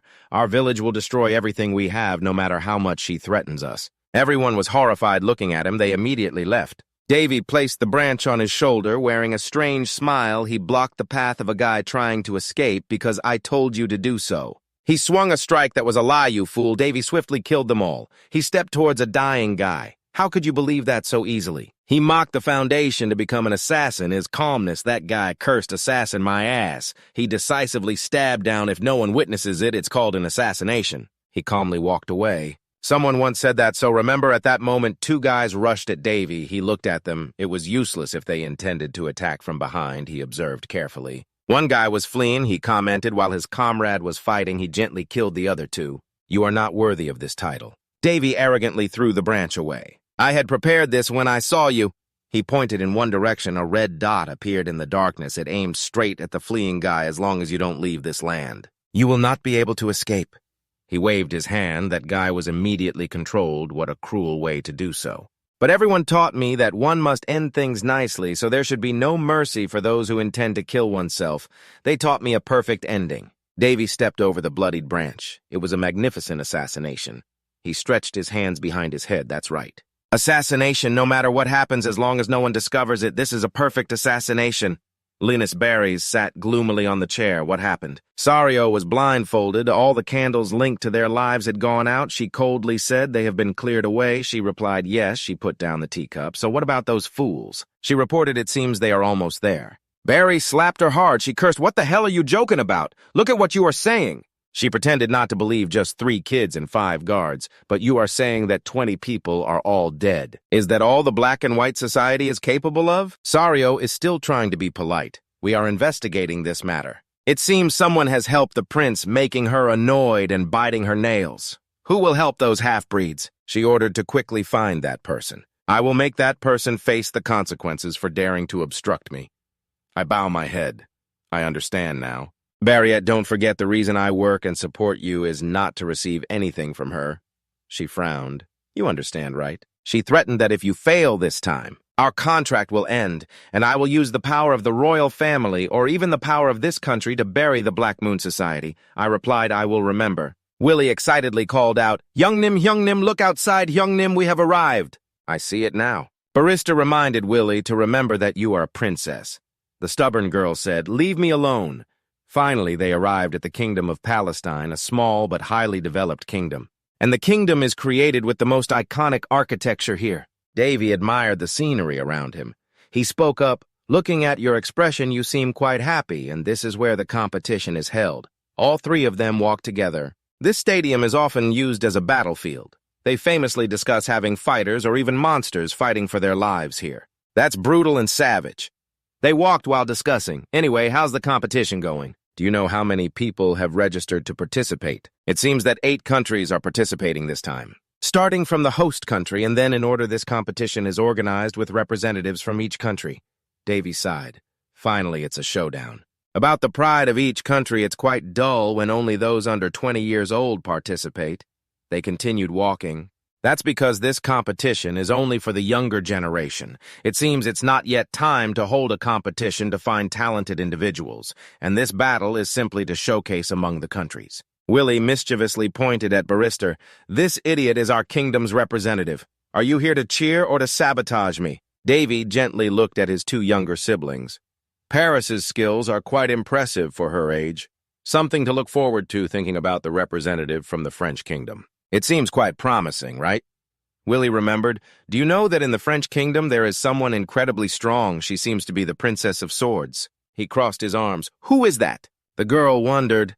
That's strange. No one in our kingdom doesn't know that name. He raised an eyebrow, looking elsewhere. He usually feels quite confident in his memory, but it seems there are new people appearing while I was in a daze, Elena Zeppelin. The first princess among the 9 princes is the one most favored by the crown prince, Barissa explained enthusiastically. Of course she is famous for being the only princess of the kingdom, but it's not just that. He continued. The reason she is famous is that she is the master of the Holy Sword. He was curious about the Holy Sword, and the girl quickly replied, That's right, it is known as the most precious sword. The Holy Sword, a masterpiece created over 1,000 nights, has been a while since I last heard that name. Because my first teacher was the sword god Hares, he was a lazy man, but his skills were impeccable. I've heard the name of the sword so many times that I can't even remember anymore. Isn't it the sword that killed the Demon King? In contrast to Dr. Yoon at the academy, there is someone from here. To me, it's normal if he left some traces somewhere. But I still have a strange feeling. A blonde girl quietly looked at them. What's wrong? She gently touched the item on her collar. No, it's nothing. The 3 siblings paused their meal. It is said that the Holy Sword has never been damaged. I heard that the sword has its own consciousness and absorbs magic by itself, and the consciousness of the sword comes from the soul and love of its creator. That's why the sword is called the Holy Sword, Willie continued, and the master that the sword chose is Princess Elena Barissa, resting her chin, appearing mysterious. And one reason that makes Princess Elena famous is that... You seem a bit surprised, right? He opened his eyes slightly. That's right. He became radiant. She is one of the most beautiful on the continent. It turns out that's the reason, thus making her the most attractive. No one cares that she is the owner of the Holy Sword. Scene change, Davy shyly said, Please don't look at me anymore. Army exclaimed, The prince is amazing. This outfit is really expensive, isn't it? She convinced that the representative of the kingdom must have such qualities, so the prince don't say anything more. You are powerless. Even if you don't like me, I'm just a spectator. The royal family is simple. This competition is a place for many countries to gather in one place. Just to watch the representatives of each country fight against each other? Of course not. At the festival, Willie wore a princess dress. Hyunjin happily complimented. You look beautiful. You look like a fairy. The girl blushed even more upon hearing that. He felt the same way. Barissa reminded, Please don't praise her too much. The girl stepped on his foot. She will think it's true. He and the girl walked inside Prince. Will you be my escort today? Sure, beautiful princess. He frowned, standing still. That kid. Then he ran after her. Wait for me inside. It's an honor to serve you. The other person wondered. Princess Elena looked outside. It was so noisy. Please be elegant. This is a gathering for the youth of the countries to build a new friendship. Someone spoke up. I heard you visited the village the other day. So how was it? Did you see the arena? She gently held a flower. Not bad. She picked that flower up for a place to fight at the ceremony. Everyone was laughing and chatting. Davy held a glass of water. Are these all the participants in the competition? He silently assessed. He thought they all looked young because this competition has an age limit. There are also companions who are older like me and Willie. There are still some quite young people, and among them the most famous is Paris feeling awkward. It's nice to meet you, Prince Paris. The girls surrounded him. I come from the Bodhisattva kingdom. I'm proud to meet you. I come from the Yusan kingdom. Hello, it seems like Paris is smiling. That's obvious with that kid's talent. Anyway, this party is a good opportunity to build relationships and explore one's opponents. He looked over at his younger sister. Willie also had some attention. He seemed quite busy. Barissa looked back pleadingly. How can I help her escape from this situation? Davy put down his glass. Shall we dance? Willie the girl joyfully replied, yes, he is desperate. Hyun Nim, you should enjoy your youth. The two quickly paired up, thinking about the day she could dance with him. He said, I didn't expect you to dance so well. Willie said, no matter how it looks, you have just entered this noble circle. He gently replied, is that so? The girl sadly said, I'm really sorry for you. If it weren't for her health, she would have been able to participate in this competition. He also has talent in swordsmanship, he smiled gently. Are you talking about me? Even so, I didn't reach this level at 14. Davy spoke up to comfort him. Actually, talent is just an illusion. Without hard work, it means nothing. I've been training for over 1,000 years, so his face brightened beside that. Things like this are no longer important to him. He said he wants to enjoy a leisurely life. He speaks like an old man. The girl cheerfully laughed. A voice rang out. I can't believe we meet here. Willie curiously peeked out. Princess Willie Valentine appeared politely. I have been looking forward to our meeting. Who is this skinny guy? He wondered if he knows Willie. The girl frowned. He is here, Your Highness. The prince grasped her hand. Can you give me a chance to talk? The girl pulled her hand away. Sorry, Prince Valentine. I am talking to my brother. He jealously gritted his teeth. Valentine let go of my hand. I apologize for my actions. He introduced himself as the seventh son of the Bonte's kingdom. Davy coldly replied, and I am Davy Anron. Hearing that was like a thunderbolt. What? He pretended to be friendly. What brings you here? He answered to see my brother's opponents. You are telling me that you didn't expect I am a prince. He expressed disdain. Is that so? Davy looked at him with disgust. I hope you enjoy the party. Valentine knelt before Princess Willie. He extended his hand. I will win this competition. Please watch this competition. Willie frowned in annoyance. Don't you see you're being too arrogant? He confidently replied, it won't matter if I win. Because of the arrogant way of speaking and looking down on opponents, he is a type of person who has no purpose in protecting anyone. Or even killing someone, but just to belittle the opponent in front of everyone to avoid an attack from the opponent and strike a fatal blow. However, he seems not to end here. Davy remarked, what a fool. Valentine gritted his teeth. This guy is too much. He rushed towards the girl. I have endured enough. Davy glanced. Looks like I have to take action. Now he blocked his leg, causing him to trip. Then he coldly twisted his arm. He slipped his hand, calmly watching his trembling hand. You shouldn't let that hand touch my sister. He released his hand. Consider yourself lucky that you haven't broken any bones. I can't let you affect the competition. Valentine angrily, his personality is really rotten. He clawed at the floor. Davy observed his gloves. He stood up, declaring, I challenge you to a duel. Willie hurriedly interrupted. Enough, young Master Valentine, he shouted. Don't get involved with the princess. He clutched his twisted arm. This is a matter that affects my honor. A person slowly approached. Don't you see you're just causing a commotion to regain your own honor? Prince Valentine, he was surprised. Your voice is deep. I have witnessed everything. Let me ask you, do you think you have the right to reclaim your honor? Da Vinci recognized Harith, the holy sword of the ancient hero who discovered the Phelan Empire, which has become one of the 3 strongest kingdoms on the continent. It is rumored that he was the first master of the holy sword Kandras, and the creator of the claymore technique for those who seek perfection in their swordsmanship. When a sword swing causes a tsunami, this is how that old man can demonstrate his power. Harris's gaze met Elena and Davy's. She exuded a noble aura. Everyone whispered, this is Princess Juliana of the Phelan Kingdom, the Emperor's treasure. It has long been rumored that he is confused, that you wonder if it works as he wants. Davy looked at her, but for Ulala, the master of the sword, it could be similar to Harris like this. He stroked his chin in thought. Harris is quite handsome. He is definitely a man, but now Harris is a girl, and in this state. Suddenly he realized something. Elena approached him. What did you just say? He hurriedly denied. No, excuse me. She doubted. Sorry for bothering you. She quietly observed his demeanor. He shyly rubbed his head. All right. Davy sighed in relief. Thankfully, nothing happened. Barista approached Hyung. He asked, what's going on? He squinted one eye. Juliana Zephalon, Prince Valentine. I ask you one last time. Elena exposes Valentine's sins. Losing to a girl, you have not respected everyone here. Claiming to be the Emperor's treasure is truly delusional, she said seriously. Do you have anything else to say? Not only that even those in the aristocracy his charm made him famous, she demanded if you truly have the self-respect of a knight. Then apologize to the two of them right now. He showed an annoyed attitude. This Davy crossed his arms, assessing with someone as proud as him apologizing is not easy at all. He moved his foot. He had calculated something. He spoke up. I accept the duel, a one-on-one match. Your brother was startled. Hyung, what are you saying? Davy was very confident you won't be able to run away from me. Elena reminded. "This is a meaningless duel. You don't need to do this." He replied, "That is my decision." He took off his gloves. "So, Valentine, you said you wanted a one-on-one match." He immediately accepted. "Fine." He replied, "I accept the challenge." Davy took a wooden sword and swung it a few times. "A wooden sword, huh? It's been a long time, right?" Barissa worried her brother. Although he had recovered, he was a contestant in the swordsmanship competition. He turned back and replied, "I know Willie is anxious." "Hyungnim, this shouldn't be." Valentine regained his arrogant demeanor, looking at you like an amateur. "Don't cause trouble for yourself and surrender." He leaned on his hand. "If you kneel before me and admit defeat, I will let it go." Barissa got angry. "What are you saying?" He remained very calm. "All right." He slowly stepped forward. "It's okay. Actions will speak for everything." Elena observed the match. "Do you think so?" He smiled triumphantly. "Seems so. But it looks like that will never happen. If, on the contrary, I lose, I will kneel down and do exactly as you say." He showed interest. "Really, I look forward to it." The two faced each other, ready to begin. Davy wondered what he should do.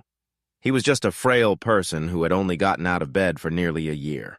Using this name to show a bit of strength seemed fine, right? Thinking that, he cheerfully remarked, "This game is easy, Valentine. Are you scared?" He didn't realize that the sarcasm was waiting for him to make the first move. It was shameful for a prince not to seize his own opportunity. He burst out laughing, saying, "Either way, you're going to lose, so you might as well try to show off a bit." Suddenly, Davy had a bright idea. His body felt as light as a feather. It was truly a fresh start. He gathered momentum and jumped up strongly, quickly, closing in on Valentino. Davy held his sword, preparing to attack. He swiftly slashed down, then let go of his sword as he saw her dress, feeling quite pleased. "How foolish, I shouldn't show off too much." But his sword fell out and Valentino was knocked down. Oh no, the sword flew out and landed near him. "What happened?" Davy said, trying to tease. "I just slipped. Are you that scared?" He teased. "If that's the case, then I apologize for scaring you." He grimaced. "You bastard." The crowd murmured, "How embarrassing, look at his state." He gritted his teeth as Valentino stood up with the sword. "Damn it, I will kill you." Davy calmly adjusted his hair. "I wasn't wrong." Indeed, a fresh start, untested by the world, a fool. The swords clashed together. "Damn it," Valentino gritted his teeth, blocking the blow while watching Davy raise his sword ready to attack him. He silently assessed his opponent's stance, which was quite odd, and he even knew how to control his strength properly. Valentino used his sword to deflect Davy's attack. There was no way he would lose. But why was his gaze wide open? The pupils flashed with the image of Davy, and then syrup spilled all over the ground. How did this happen? The people present were buzzing. Davy laughed mockingly. "Oh no! What a shame to get hit again!" Valentino covered his face, cursing the bastard. The crowd's chatter rose again. How many times has this happened now? Even if he was caught off guard getting hit 3 times, someone spoke up. "This is Valentino." "I thought he would be skilled by now. Maybe he isn't that good yet."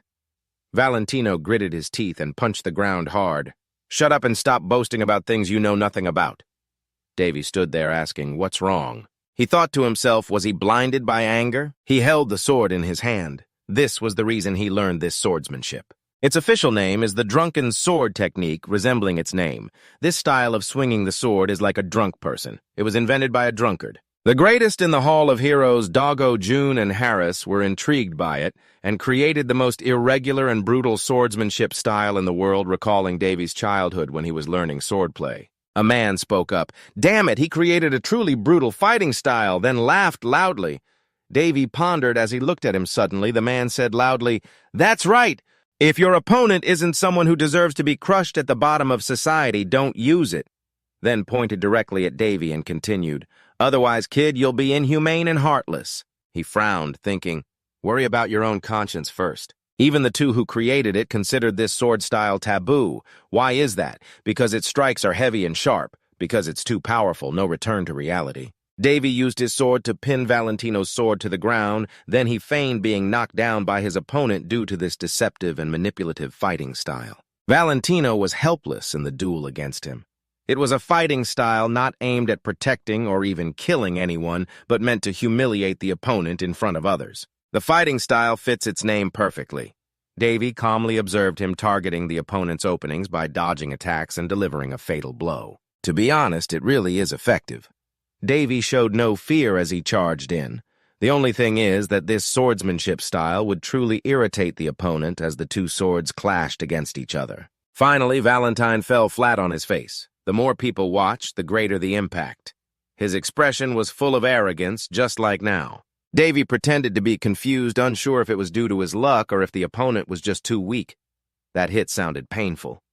"Are you okay, sir?" He thought to himself how amusing it is. No matter how I look at it, I fit this fighting style. More than proper swordsmanship, because fighting this way brings more joy. Elena stood in the corner intently watching as the green light suddenly enveloped the cursed sword. The terrifying eyes of Valentine were filled with excitement as he shouted, "I will kill you." The two brothers were understandably frightened. "Sword Spirit Valentine, have you gone mad?" He laughed wickedly. "This is not a life-or-death battle," Valentine then charged towards him. Now it's too late for regrets. Davy remained calm, standing there. If more coincidences happened, things would become more suspicious. Moreover, he noticed Elena's gaze. He could feel her cold stare directed at him. With his feet still rushing forward, Valentine stopped. He was already standing in front of Davy. "Got you." The tip of the sword lunged in front of Davy, making a sound. Davy suddenly vanished before Valentine's sword. He was astonished as Davy quickly ducked beneath him. "Where did he go?" He smiled smugly. At that moment, Valentine realized who he was. Davy looked at him with a smug expression. "You fool!" He quickly kicked Valentine's leg. "You dog!" The people around were turned upside down. Valentine groaned in pain, his voice weak. "You useless fool!" Something slammed down beside his face. Valentine, terrified, dared not blink. Davy blocked the sword beside him, smiling brightly at Valentine. "Oh, we caught a frog!" Davy pretended to be puzzled. "Valentine, why are you lying down here?" The sword fell beside them. It seemed like Davy looked around. "We won right. Everyone is discussing how Prince Valentine fought such a dull match." So disappointing. Inside the hall, guests were dancing. "You did well, Prince Ron. Just a few months ago, weren't you still in a coma?" At this moment at the party, the three brothers joyfully reunited. "That's why sometimes I can't hold a sword properly." Everything went quite smoothly. "Let me," Davy smiled brightly. "Have you used up all your luck for a lifetime here?" Valentine was sitting alone in a corner, arms crossed. That was quite a match. Elena's expression was emotionless. Her face then became serious. Elena coldly walked away. "How foolish. I'm going back." The servant called out to the princess, trying to get her attention. "Wait, Princess Elena!" Davy merely glanced coldly at the carriage. "You were too reckless just now." Davy felt helpless. "That's right, the host can't show it, but it was quite a commotion." He calmly replied, "Why be so tense?" "What happened has been resolved satisfactorily, hasn't it?" The barrister sighed. "You're just lucky." His attitude was trash, but his skills were not. Davy listened. "So do you know?" "We saw him perform at the previous gathering." The barrister recounted that since then he had been pursuing Willie, and the girl also showed disdain. What a terrible guy.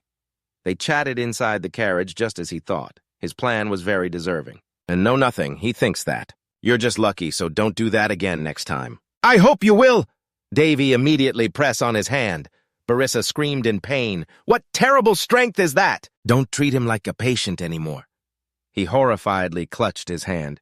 "I will take your advice because my younger brother is very lovely," Davy smiled, thinking they will find out sooner or later. "Willie," I laughed, "but actually I was a bit nervous. After all, our brother is still amazing."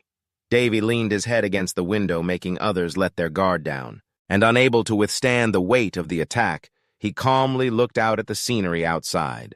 Indeed, he would never know he was defeated so utterly. Fireworks were still shooting in the sky. The plate was thrown and shattered. Valentina was frantically smashing things. "Please stop, master!" Everyone was trying to hold him back. "How dare you!" Valentina shouted excitedly. "How dare you insult me!" "You will carry the next prince of the Bandisus era, a prince with a radiant appearance and extraordinary talent. There is almost nothing in the world that I cannot have." His gaze was full of infatuation. Next to him was Willie, the princess of the Long Kingdom. Valentina had already noticed the girl. "The feelings I have for her are only half-hearted. But I chose her to be my future bride because I know I will have Paris, a mid-level swordsman, as a subordinate." He had approached Linus Barrett to ask the Queen of Ron to negotiate the marriage, which went very smoothly, but now he was furious, slamming his hand on the floor. "Why do I have to endure this?" Prince Valentine shouted angrily at the servant. Get out of here now!" The chair flew into the door. He was panting with anger. Everything in the room was thrown by him. Valentine clenched his fist. "I will kill you! I will definitely kill you!" He gritted his teeth in rage. Suddenly a voice came from behind. "Do you want to kill?" He turned around in confusion. "Who do you want to kill?" She was amused when Valentine shouted, "I ask you, what kind of monster are you?" Her magic was surrounding the room. "I can help you kill him." The boy Valentine widened his eyes at her. He was confused. "Kill, yes." "I will help you tear him apart and break his bones," Valentine curiously asked. "What is your name?" Her long hair fell loose. Sario's true form appeared. "You will remember my name, right?" His eyes were still wide open. Sario moved closer. She smugly whispered in his ear. "Good." She uttered each word. "Just let me take care of it." Sario hugged him. "You will be able to do what you want in the tower inside the room." Sir Davy sat there leisurely. "The qualifiers for Paris will start soon." He smiled and replied, "I know." Rays of light wove around Davy's hand. He closed his eyes to feel them. Amy was puzzled by his words. "There is still a long way to go." Davy looked at her. "It's nothing, I was just mumbling to myself. Come on, let's talk about something else later." "Yes, at this moment, Barissa is ready." Willie sat in the stands, attentively watching him. The arena was packed with spectators. Valentine sat in the waiting room. He wore a sinister smile. The stands were filled with people coming to watch the winners being celebrated enthusiastically. Davy smiled from above, observing. The crowd was really enthusiastic, pairing up for the afternoon match of Paris starting in the afternoon. I don't want to waste time watching those amateurs in the morning. So I skipped it under the pretense of being sick. Willie raised his hand, waving, "Hey, over here." Davy immediately walked over, welcoming him. "Are you feeling better now?" "Did you arrive late?" "Not at all." He helplessly nodded. "I was sick because I overdid it yesterday, right? I would rather die than tell her that I have a stomachache." Davy suddenly remembered that he could achieve the mana circle at a very young age, which would help him gain the power to annihilate assassins and a member of the royal family. "It's random, but I can still get sick like this." Since he was still not completely proficient, he looked down at his hands. He had to go to the bathroom just like that when he was in the temple. Davy sighed.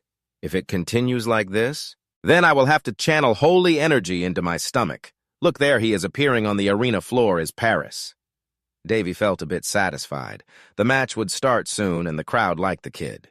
He looked at the map to see who the opponent was. The door on the opponent's side was being opened. Davy couldn't help but feel helpless. What a cruel pairing. Valentine stepped out from inside. They paired these two too early. The sky was still clear. The swords were dull, but lethal attacks were prohibited. The referee spoke up. "You will also be penalized if you cover the sword with mana and then attack. So be careful." The cheers erupted. Davy was also monitoring the crowd's opinions. This is no joke, of course. Willie's expression was a bit unhappy. He was worried that Barris would hurt himself from being too excited. Davy spoke up. "It will be fine." Because Barris has experience, he reassured Willie. He is also being protected, right? Both of them were now facing each other. The two swordsmen moved forward, and a barrier was immediately set up around the arena. Valentino bowed his head barrister in a ready stance. The referee raised his hand to start the match. The two of them rushed towards each other upon hearing the word. "Start!" Both swung their swords at each other. Davy watched closely. From what he observed in yesterday's match with Valentine, he had erratic movements and surprising sword paths. He looked at the kid. Conversely, Paris used his strength to deal wide damage to the opponent. Just comparing their fighting styles, Paris had the advantage. A sword strike was executed. Both engaged in a fierce duel. Valentine probably wouldn't be able to block the heavy blow from Paris. The sound of friction from the two swords was heard. He would try to avoid direct confrontation. Paris was astonished at how Valentine was still bowing his head. He smiled smugly. The shout erupted. He blocked it. Paris slightly dodged. Both continued to swing their swords at each other. He smiled even more smugly. Everyone was thrilled with the intense battle. Davy felt a bit hesitant. Amazing, is Valentine that strong? He must have potential, so he has probably improved since yesterday. No, that's impossible. I observed the match carefully. Even a genius must spend time and effort to reach a certain physical capability, just like Paris had to train hard to wield the longsword. The cunning smile always appeared on Valentine's face. Even if Valentine has good endurance, sooner or later he will reach his limit. Davy paid attention to the detail of holding the sword. He suddenly realized. But Davy looked down at their match. "What is this strange feeling?" Willie behind him exclaimed. "I've never seen Paris move that fast." The girl praised her brother, meaning, "He has improved in actual combat. I should train harder." Davy smiled with satisfaction. He remembered when they watched Barris together. "You were right. He has improved." The innocent face of him as a child, when he grows up, he will become a knight. Surely he invited me to see how much he has improved. I will always protect you. Willie will protect you for 6 years now. A grown-up Barristar stood under the arena. I could see how much effort he had put in. At this moment, Valentino was rushing in from a distance. But what about you? Both continued to fight each other. It was impossible to achieve that sword technique in a short time, as if he were a completely different person. And the battle was covered by a barrier. This feeling, a strange and dangerous feeling. Willie was bewildered, noticing something. And the battle was enveloped by this shield of sensation, a strange and dangerous feeling. Willie was bewildered to discover something. An illusion is appearing before the little girl. The audience is still cheering for the match with Barissa. His expression is full of determination. I didn't expect Valentine to withstand my sword. Barissa looks at his opponent in front of him, persistent and not a bad opponent. His movements are very strange, so I have to be cautious. He decides to end it here. Barissa grips his sword tightly to see if you can withstand this blow. He immediately charges towards Valentine. At the decisive point, he remains calm, standing there. Barissa jumps up, the sword raised. Valentine still shows no resistance against his attack. His expression is frighteningly smiling, and Barissa's eyes widen in shock. His technique suddenly stops. Do you want to die? Valentine still keeps a smile on his lips. It's puzzling. His next attack is a cloud of smoke heading towards him. Barissa looks at the dark light in front of him. A flow of mana. The sword is covered with mana piercing into his chest. Barissa is bewildered. A ray of light is sneaking through the shield. He will die. The sword swings continuously. The night before, a figure is diligently practicing. Barissa is very focused on this tournament. Davy speaks up. Practicing too hard, huh? Young Barissa replies. It's because of you that I can't sleep. I'm sorry. Davy approaches. Willie is already asleep. So what is the MVP of the sword match doing practicing at midnight? He smiles shyly. I can't sleep. He looks at Barissa with confusion.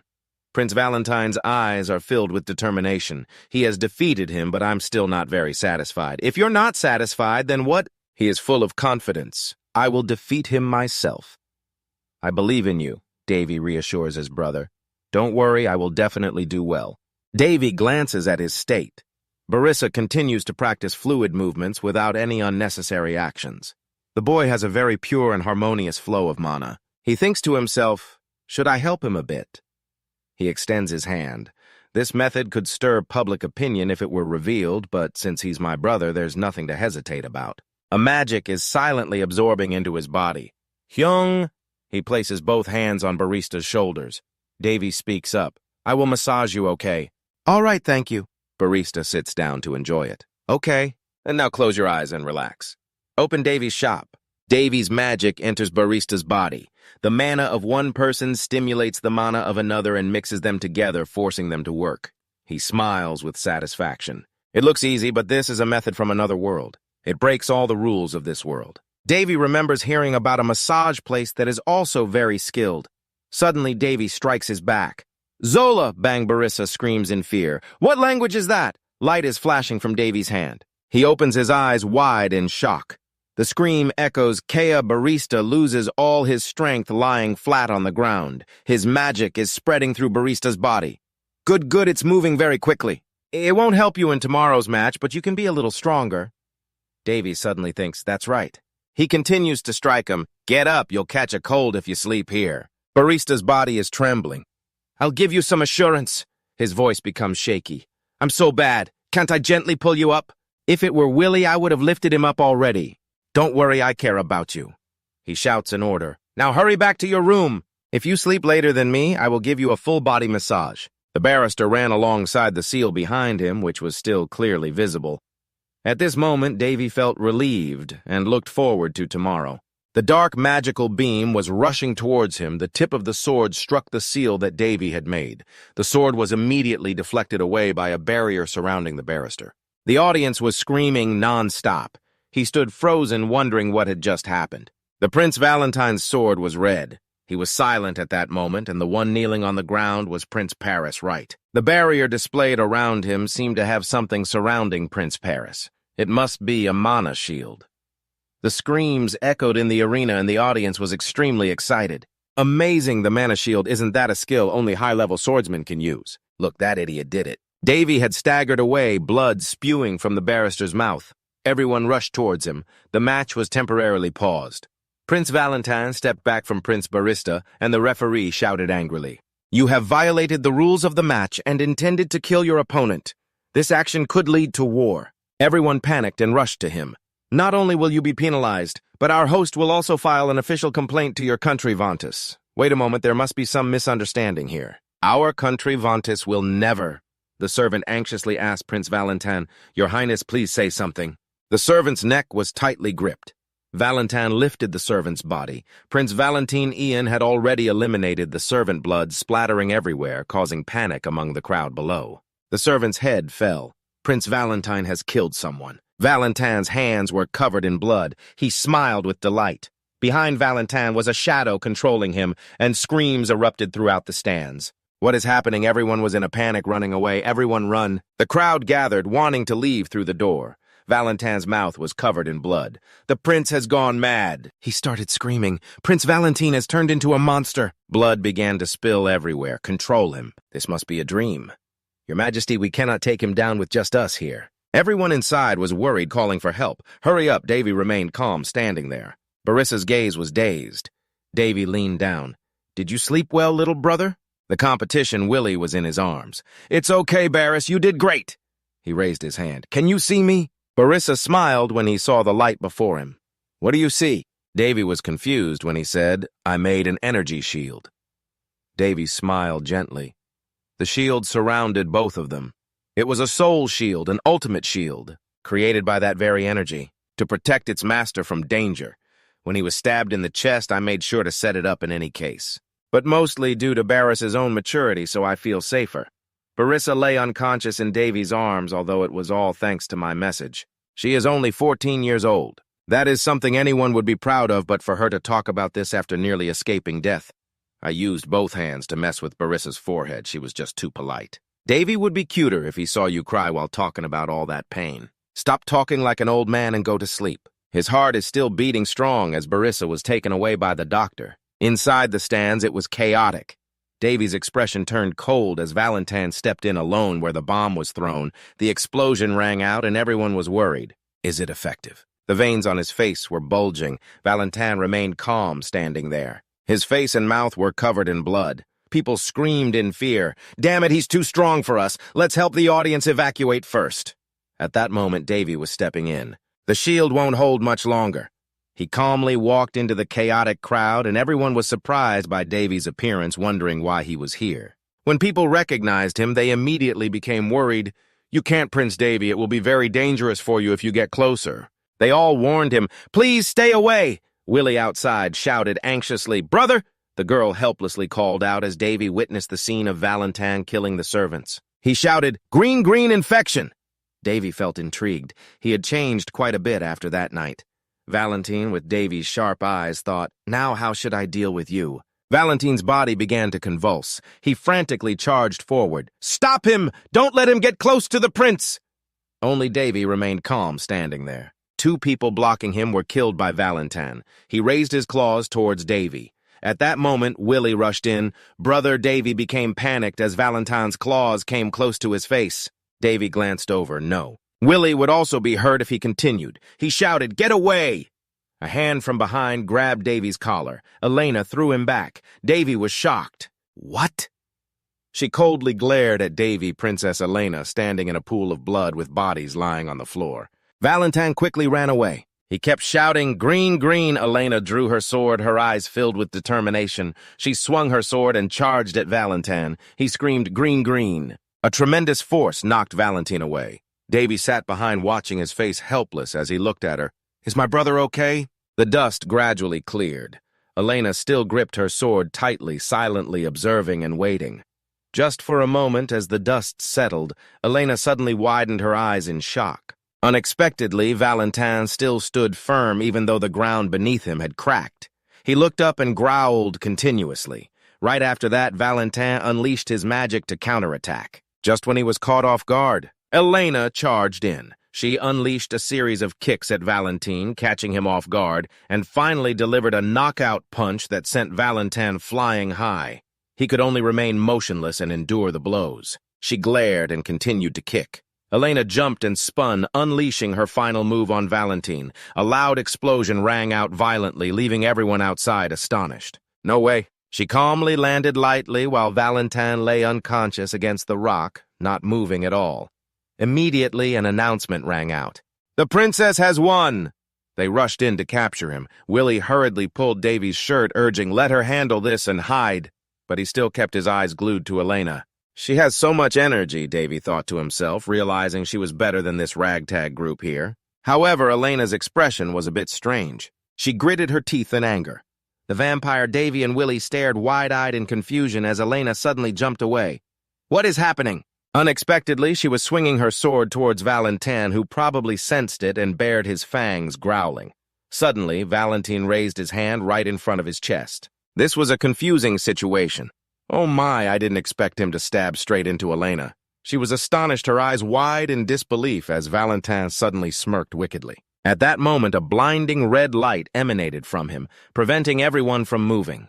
The guards immediately collapsed due to the effects of that light. A red mist began to spread everywhere, covering the sky in a bizarre shade of red. In the hazy space, the silhouettes of the two brothers Davy could be seen in the distance. Willie, panicking, was trying to breathe. The girl struggled, whispering for her brother. "Brother Willie," she said, fearfully hiding in his embrace. "It's okay, Willie, everything will be fine." Davy continuously comforted her, calming the girl. "There's nothing to worry about," he said, still smiling calmly at Willie. "Brother, let's take a moment to rest." He soothed Willie to lie on his lap and fall asleep after she woke up from this dream. "Everything will be all right." Davy's face was incredibly tender, but suddenly he changed his expression, making the girl start to feel uneasy. "It's time to get to work, you lazy bum." He extended his hand. If he didn't act quickly, the soul mana would mix in and be lost, but it seemed Davy was struggling to control his mind, which was screaming at him that it was tired of this. He slowly used his powers to help Willie calm down. Once he reached the point where he could connect with his mana, that energy would gradually form its own identity. And, you know, I have 3 different sources of energy, so they all have quite annoying personalities. The basic soul mana is a neurotic guy who will use us immediately or else will rebel, so it's the most effective energy. In contrast, the regular mana is a tinker.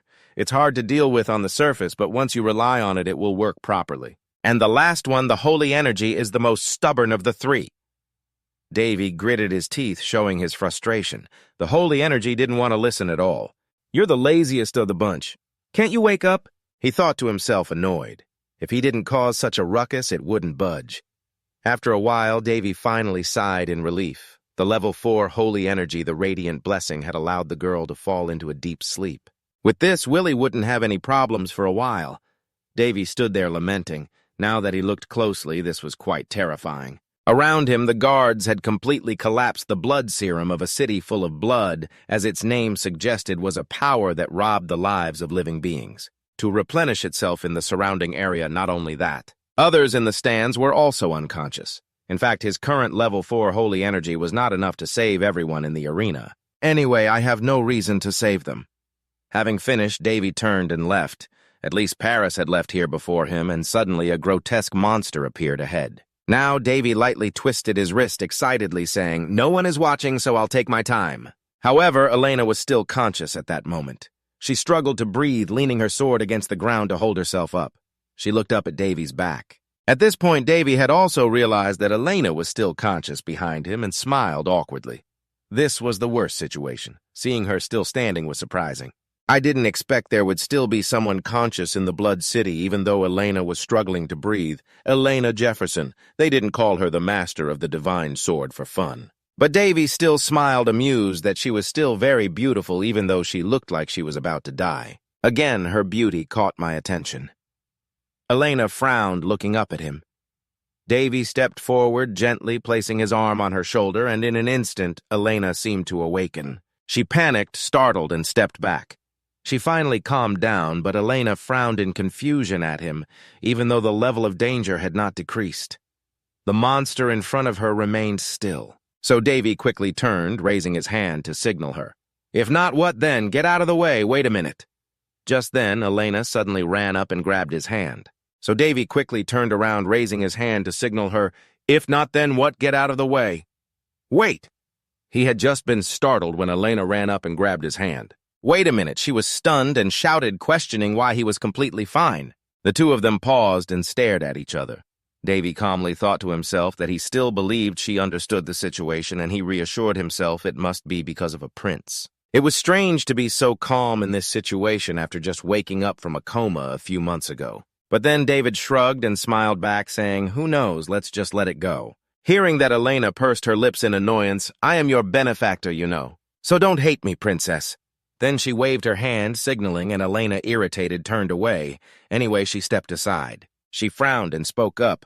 "This is not something you can resolve," and Elena deliberately stood in front of him, declaring, "Can't I resolve it? Too small, that's right. This is not something you can solve by luck like your performance at the party yesterday." Just saying that, Elena gritted her teeth, expressing her indignation towards the noble darklings. It is said that they are descendants of the blood demons mentioned in ancient books. I guess you have heard of the vampire dragon, too. Davy just calmly crossed his arms and watched her speak. "Luck won't do anything against them." Elena fiercely raised her sword, ready.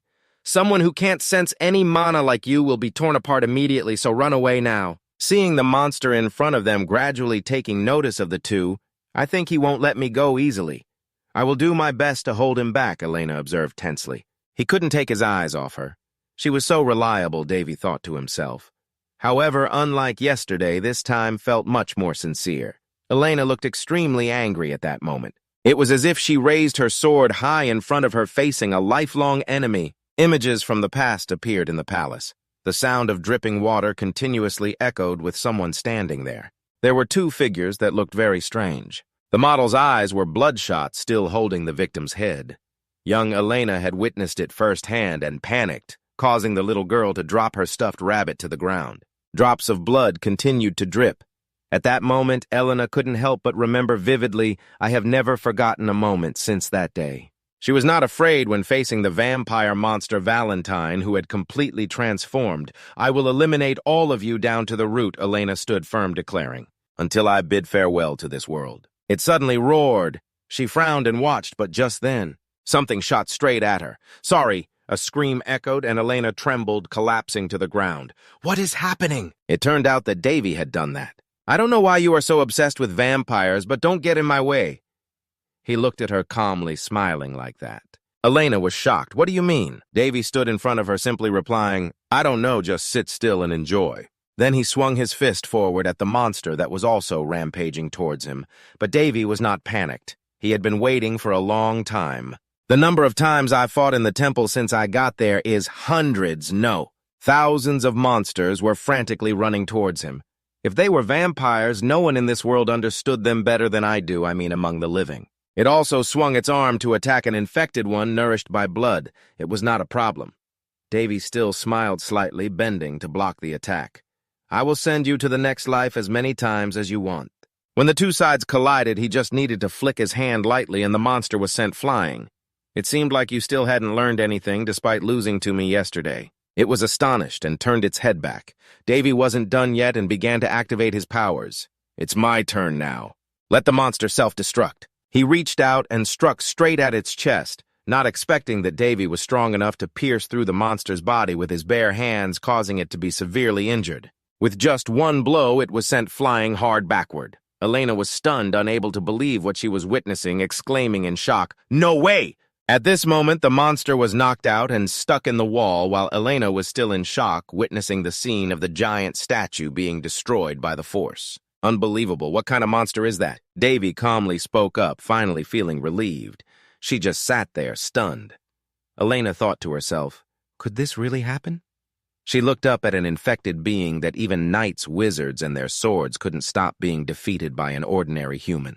"Can I feel a drop of mana being defeated?" Elena's gaze became confused above all else. He didn't break a sweat when he just defeated the monster with one blow. A prince who was still unconscious unexpectedly, Davy reached out toward her, making Elena jump. He looked a bit flustered as Davy gently extended his hand, waiting for her. Elena was still surprised, staring at him, swallowing hard for a moment, but still reached her hand out toward him. However, unexpectedly, Davy spoke up, causing Elena to freeze. "Can I borrow your sword?" Instantly, a scene of confusion erupted, her face flushed with embarrassment. "You see," Elena picked it up and explained, "my sword broke in the last battle." But suddenly Davy reached out closer to her. "No, not that sword, just like that." He clenched his fist and smiled. Here Davy looked back at his hand. "This sword I must receive an item after the battle with the boss, right? A deer antler sword in the palm of his hand. Let me borrow your strength, noble sword god, the brave blacksmith who dedicated his whole life to forging a sword that could save the world. And many other weapons, the blacksmith for 1,000 days with his hands, even ordinary ores would become precious weapons and waste would turn into treasures never seen before. He was the one who received the blessings of the spirits and gained the ability to forge swords soaked in mana. He became famous throughout the 6 continents over generations, especially the 12 famous swords scattered across the 6 continents revered as national treasures among the masterpieces he created throughout his life. The blacksmith named one of them Candrus, in ancient language meaning white guardian. The swords of Sir are all magical swords, but Candrus stands out the most because he burned his own life force while forging it and gifted it to his friend the sword god Harris. The sword developed its own consciousness. A persona, a sword that can use its own power. It sounds wonderful, but as someone who knows the truth, I already know its overall personality. Davy sighed and glanced. Do you want to know? Such a small sword, yet it screams loudly. How dare you hold me? Davy held it tightly, not really caring, feeling a headache from what he just heard. It was quite rude. He muttered to himself, I'm not deaf. After a while, without seeing it move. Davy raised it and deliberately mocked, what is this, a sword that can tremble, such a weird hobby? He then suggested, cooperate with me. At that moment, Elena's hand reached out to return it. She ran back to Davy. It's mine! He easily held on to Elena. If this continues, your master will die. Seeing her so agitated. She can still move even as the force keeping her consciousness is gradually fading, which must commend her resilience. Davy helped Elena sit down. The princess may have exceptional talent, but her assistant is not very good. Understanding one's limitations is also very important. The sword immediately warned not to do anything to her. Without finishing his words, Davy raised his hand and smiled, clenching his fist, and instantly a beam of light appeared. A sharp sword materialized. He took it and shouted. Raising it high, Davy gently touched the sword, understanding, and he was pleased, continuously admiring it. Very good, the sword whispered. Even the contract signer has not awakened yet. How do you intend to use my power? But David calmly replied, too noisy. He gathered momentum and swung his arm back. Just lend me your power and that's enough. The tip of the sword pointed forward. I will take care of the rest. Who are you? Davy swung it forward, the sword's power strong enough to shatter the ground beneath. The divine sword's resonance, a lightning bolt, struck down from the sky onto the palace, dust and smoke everywhere. He slung the sword over his shoulder and spoke, How long do you intend to hide? Davy, don't call out ahead. It's time to reveal yourself. A blue light gradually emerged. He glanced and then muttered, I guessed it was a vampire, but unexpectedly a shadowy figure appeared. Surprisingly, it was a high-ranking maid. The figure slowly materialized. She opened her eyes and looked at Davy. He continued to question, Do we know each other? The maid Sario then bowed her head and spoke. When my subordinates were eliminated, I thought someone was secretly helping those humans, but unexpectedly it was you. However, Davy showed little concern and calmly replied, I guess I am quite a surprise, huh? Come down here. Hearing that she frowned angrily, looking at you, Am I too tired of my neck? How dare you? Moreover, you even deliberately provoke Sario. I can see your underwear with that dress. Black indeed matches your personality. At this moment, she could no longer hold back and was furious. The scoundrel Davy replied with a smirk. As he spoke, he pointed the sword forward and without hesitation hurled it toward Sario. Come down here now. She still stood still, waiting. That's right, if you create such a great tragedy. Then even if you defeat us, Queen Linus will not have to bear any consequences. The relationship with the Bontis nation might worsen, but the situation in Bontis is not good either. So there's no way they would declare war on the Ron kingdom. Davy spoke deliberately, mocking. Since you dared to appear before me, it shows you are confident that you can kill me. He continuously provoked her. You are quite clever, but how to say it, the door is already closed, dear guest. At this moment, Sario could no longer stand still and immediately took action. How dare you speak so despicably to me without understanding the situation? I immediately used my magic power. Then Sario swung her hand, attacking with a whip that struck down hard. Just one blow could split everything in two. But unexpectedly, Davy was able to jump up and dodge the blow well. The statue was split in half and fell to the ground. You are quite provoked now. But then another cloud of red dust spread out again, appearing like sharp arrows then controlled to shoot straight at him. Davy quickly let himself drop down. But unexpectedly, arrows were about to shoot at him. Fortunately, he grabbed onto a pillar and successfully changed direction. Davy moved and jumped up nimbly. He then pointed the sword in his hand up and without hesitation swung it hard towards Sario. Davy deliberately looked back to observe her, then spoke. "This is a bit unexpected for me, but in the end you are just a human." He deliberately mocked, "Aren't you a servant to humans?" Unable to bear it, she gritted her teeth in frustration, daring to use your tongue to say such despicable things. The whip swung again towards the Lord of the Demon Dragon. It was very strong, absurdly strong. One of the strongest subordinates began from their origins. They are quite crazy among their abilities. The most special ability is that they can inherit. The legacy and becoming their lord cannot be easily killed unless they face their eternal enemies, the high-level goblins, as Davy was told before. The question arises, how to defeat them, huh? He continued, revealing that, making them furious and then smashing them to bits. No matter what kind of creature it is, if it loses its composure, its movements will become obvious. Hearing this, he exclaimed that this is a very effective way to fight vampires because they have quite a large pride, so the higher their rank, the easier they are to provoke. How cunning. Victory is the most important thing.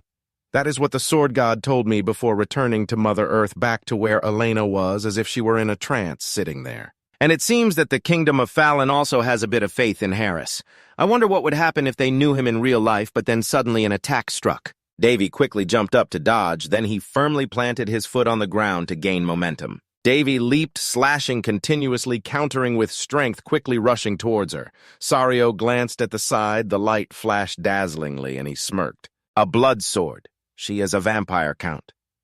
Davy looked at her and guessed she was still very young, but considering her age, she has the potential to become a lord. He slung the sword over his shoulder and excitedly muttered that he should deal with her right now. Maybe not. Davy looked back at the sword, confidently replying, "Do you think it's impossible?" Just then, Sario attacked, and she spoke, "Even if you appear to be leisurely. There is only one outcome waiting for you." Sario looked over at Elena.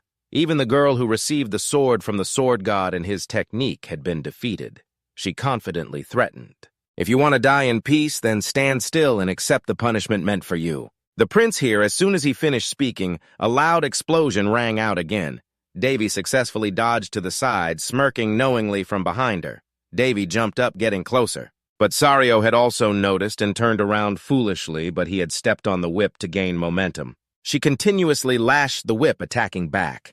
Davy soared higher. "You speak of the sword god's technique." Sario hurriedly turned around, looking up at him, thinking you are focusing on that lady and misunderstanding something. Then Davy calmly continued, "You see the real technique of the sword god." He smiled triumphantly, swinging the sword thousands of times, a habit that cannot be called training. Then Davy tightened his grip and unleashed a powerful counterattack against Sario. It is not something cute at all. Only then did she freeze in shock and fear. Immediately, Sario was hit hard, unable to resist, then she was struck down to the ground. The explosion echoed, everything suddenly shattered, and after a while the dust gradually cleared. It's hard to believe this is. Davy looked up, exclaiming that this is why people use overwhelming equipment. I don't understand what you're talking about at all. He glanced at the sword. "Returning to my golden age, your mouth."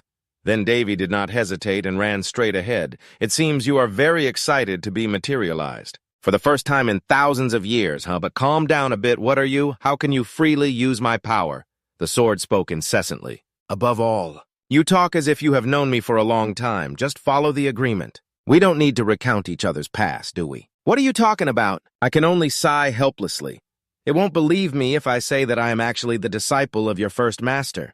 Instead, it's already a blessing that it didn't scream and accuse me of insulting the dead." Davy observed for a moment and decided that the vampire had disappeared.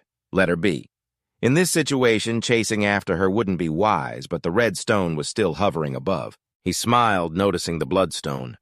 Although it had been a long time since he last saw it, it still made him sick. The people below remained unconscious, thankfully, due to the previous explosion. The core had been destroyed so it wouldn't spread any further. However, the remaining bloodstone wouldn't stop until all humanity here was dead. The sword speculated that, considering its current condition, it could be dealt with in a few months using a level 6 purification spell, although most of those who lost their vitality would die. Even worse is that Those who were exposed for a long time would turn into a group of infected. It was disheartening to think that I didn't even need to look to know that the people out there were hesitating. Even if they don't know what happened, I'm sure the surrounding area has turned upside down. Davy smiled, glancing at them. Compared to them, you are truly lucky. Although you look young, you are as strong as a master. He sighed in response. It seems you are too strong for the bloodstone to affect you. You are right about that. I am a master. But then Davy hurriedly jumped back. I still need time to deploy my sword energy.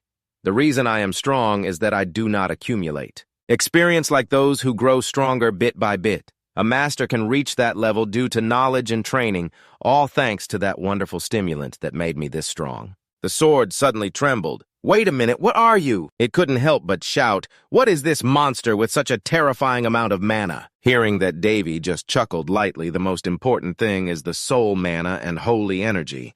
I have never heard of all three sources of energy coexisting. He continued, the human breaking the norm is standing right here. Is it possible? Both focused intently on the red gem above. This is insane. You dare to call it insane. Don't insult the result of hundreds of years of research. Suddenly, Davy thrust the sword firmly into the ground. Then he raised his voice to stop the idle chatter. Since things have come to this, I will leave the consequences to you.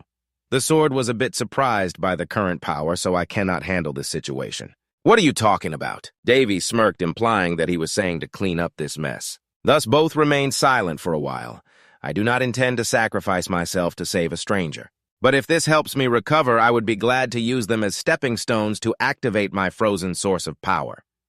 Suddenly, he clasped his hands together. Davy frowned, lamenting that this was really not his style, but he sat before the sword grumbling about Freya, the one who oversees all her innocent flock lost in the darkness.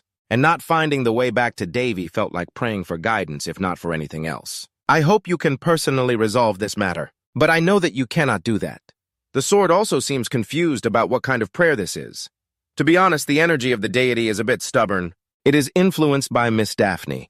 I received holy energy not through worshipping a deity, but through understanding and belief. If I had to categorize it, it would be a source of energy. This is due to the curiosity of the deity, not their love. Your flock is suffering greatly, so this unfortunate child of yours wishes to save them with faith in the ultimate equipment here. Here Vi is losing patience and frowning whatever. She is definitely watching everything.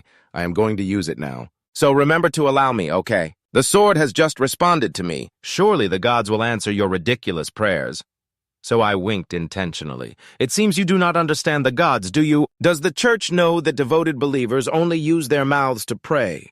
They are not the ones who receive the love of the gods, but those who can attract attention. Their kind is the one that receives that love. You say there is no way to save those who have lost their vitality, then just replace it with a greater power. The spell created by the one who uses the best holy energy in history, Daphne, the highest holy magic, can only be used with the permission of the deity. Davy continued to mutter that the gods like crazy people. He was particularly pleased. Suddenly, the sword shone unexpectedly. Those madmen of the highest holy magic level 9 appeared, a beam of light shining forth. The sword trembled, questioning level 9. Are you trying to drain me to death? Don't worry, Davy calmly reassured it. You won't die. This sword seems to be sucked dry by that light. That damn crazy guy. Just like a bright collision in the sky, the red gem gradually dripped. It slowly transformed into a stream of power. Davy silently felt it. He slowly opened his eyes, satisfied. Another explosion filled the sky. Everyone could only stand there in confusion as the entire city was engulfed by that blinding light. After a while, the sky gradually cleared up again. Davy reached out to catch a feather. Wings had sprouted from his back, and a wound on his waist was also gradually healing. Davy opened his eyes to see the red gem, now only a small piece falling down. The rest was also fading away. Suddenly, Davy cried out in pain. The shockwave was excruciating. It felt like a piece of red-hot metal was tearing apart his back. Only then did he notice the sword beside him. Is the divine sword still alive? Not seeing any movement, Davy joked, but then he fainted. However, a moment later, he seemed to lose his balance and fell. Just like that, Davy fainted at some point. Suddenly, he opened his eyes to see the name Davy and John, 16 years old male human, the title of a disciple of the crazy gods in the Hall of Heroes. Abnormal state holy energy depleted, particularly a half-crazy, half-insane guy, short-circuited, unable to improve until a certain level was reached. It is a stain retained. The quality granted can confirm a person's power state. He forced a sneer, daring to call himself a madman. Davy looked up and called out, "Miss Freya, this is a bit too much." She only quietly smiled back. This was nothing in the midst of a daze, thoughts flashing in Davy's mind. How long has it been since I could rest comfortably? Amy's worried image rushing towards him shows that it has been at least 6 months since I last had a break. Everyone is gathered outside Davy's bedroom. Sorry, Prince, it feels like my mind has been wiped clean. Elena's image appears and Willie panics, shouting, "Hey, Davy!" Davy, confused, asks, "Is this the inn on the Duke's territory? Are you okay?" Davy, tired, sits up and asks, "How long have you been sleeping?" The little girl hugs Davy, saying, "You've been in a coma for 2 days. I was so scared that you would never wake up again." He smiles, holding Willie, who is sobbing in his arms, thinking, "What have I done to make her worry so much? This has happened before, so there's nothing I can do." Willie weakly wipes the tears from her face, recalling, "That day I had a dream. Yes, a dream that you saved me when the red mist surrounded us." Davy smiles and pats her head. The little girl speaks up. "Hey, tell me the truth. You dispelled the red mist, right?" Davy suddenly looks confused. "I heard I found something while searching. I see my back reflected a mark engraved on it, the Holy Seal." "Is that right?" he asks in astonishment. "The Holy Seal, its size is as wide as 3 hands. Is the feeling of my back being torn apart due to the Holy Seal being engraved?" He hugs his aching body. "This has never happened when I was at the temple. Indeed, those creatures are ruthless, but the size of this Holy Seal seems a bit large." They discuss together. The one who found it was a high priest who took care of him, causing the Duke's territory to be in chaos. The little girl continues, "Because all the red bones have been purified and you were lying in a place surrounded by holy energy and it was engraved as a seal." He thought helplessly. No wonder everyone is panicking. Unlike the loyal priest, the Holy Seal basically indicates that I am the chosen one by the gods. Willie anxiously says, "So do you have any clues about the truth?" Although it makes me feel relieved after the disaster, it seems that besides the Holy Seal, no one knows much about what happened. Davy looks intently at the little girl. "What should I do? I still can't decide whether to hide my powers or not." He thinks to himself, if I reveal them, we don't know what will happen, and if I act thoughtlessly, it might make the situation worse. It might cause trouble for others, especially this time. I only see it causing many problems. He speaks up. "I'm sorry I was unconscious, so I don't know what happened." Willie agrees, "I understand. But it seems like this is very unlikely." The little girl worries, "How's your body? Are you in pain anywhere?" Davy smiles brightly. "You see, I'm fine." He smiles. "My body is so healthy that it almost becomes a problem." A stone hits 2 birds, not 3, he thinks to himself. Besides using level 9 holy magic to eliminate the blood curse, I can also increase my holy energy by stimulating it. It's just a simple experiment, but the results are extraordinary. The spell has penetrated Davy and my mana has increased significantly. Davy thinks everything from normal mana affected by holy energy to soul mana has increased. This doesn't completely change everything, but now I can use my own sword energy. Davy looks out the window and of course the slowest one among the 3. The holy energy has increased the most due to the power of the Holy Seal of the starry sky. It needs a chance to develop the damn holy energy. Willie keeps asking him if he knows how chaotic it is outside since he passed out, especially about his maid. He vaguely replied that he somewhat remembers. Willie angrily shouted that above all, Princess Elena suddenly came to find him. She is very stubborn and insists on taking him to a nice doctor. That is also true. Davy laughed and replied that she must be taking good care of him, which must be tiring for her. "Go rest. I have things to ponder alone." Yes, Willie then left. "Don't worry about Paris, he has been transferred safely. And the competition has also been temporarily postponed since that day." Willie waved goodbye, saying it would be noisy for a while, but he should take a rest. Davy thought to himself, is that so, as Willie's back was leaving? This is Davy speaking, checking the information display board showing the name William Roan, female, gender, human race title, none, abnormal status, fatigue, special condition. A level 3 mage with psychological spells is currently worried about the witnesses in a weakened state. He contemplated, it looks like a game, doesn't it? How could something like this appear? Davy seriously pondered if it was because he sent a prayer to the god Dionysus. Or is it because I used magic that should have been used in the celestial realm? Whatever it is, it seems very complicated. He closed his eyes. On the other hand, Davy threw the blanket off himself when he heard a strange voice. "You seem to enjoy seeing the condition and mentality of others."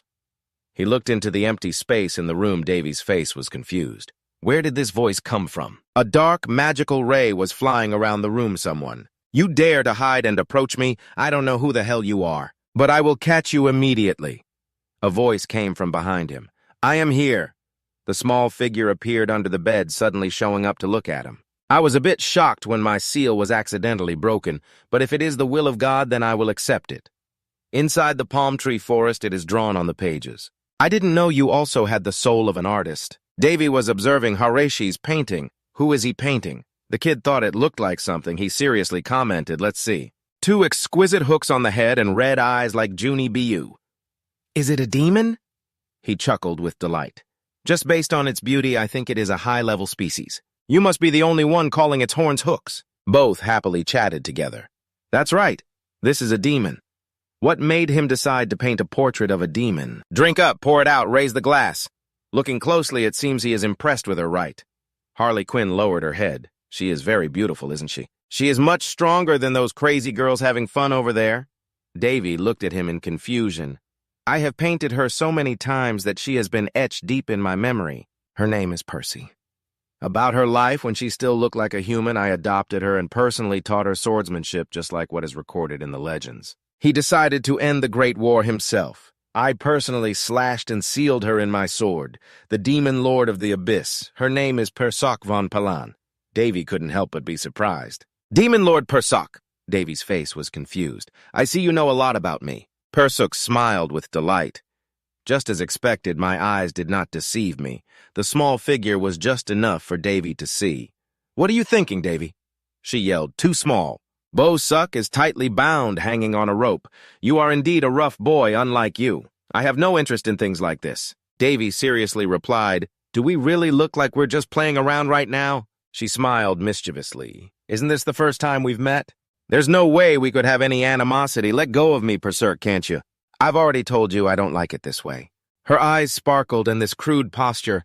Davy helplessly looked at her, slightly embarrassed. He hated that letting Berserk go had taken away all his enthusiasm. What does a demon lord who should be sealed in the divine sword want from me? Avai, please go ahead and explain the situation. I'm considering what we will be like. In a symbiotic relationship here. Symbiotic relationship. Yes, I'm talking about the holy seal on your back. It has become the vessel for her soul. You explained that this is the reason for its abnormal size. Vi showed her disgust. I didn't expect the holy seal to seal a demon lord. It's not fun at all. To be honest, I don't understand anything, Speck replied. So she smiled gently. It's better that you don't beat around the bush. You're quite an erratic guy. I am Berserk lifting my skirt. She bowed to introduce herself. I respectfully introduce myself. My name is Berserk von Farren. I have been observing all of you from afar in the void. He looked at Berserk before him. When one looks into the abyss looks back. You could say she is the reason that saying came to be recalling the events of Berserk, the main cause of the great war between our world and the demons recorded in ancient history. Standing before me is a sword that was born, and it was Hareshi who used the divine sword Canderous to stab the demon and end that war. That's the truth. Everyone knows that the demon lord's soul has been sealed in the sword. I know this because I heard it from his own mouth. Bo So smiled with delight. What do you think? Is this the demon lord? He thought silently. Her presence felt completely different from other demon lords. He showed his displeasure. What are you surprised about based on your reaction?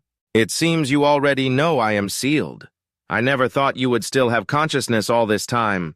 Berserk confidently replied, Canderous's nature isn't so rotten as to throw his friend's soul into a corner.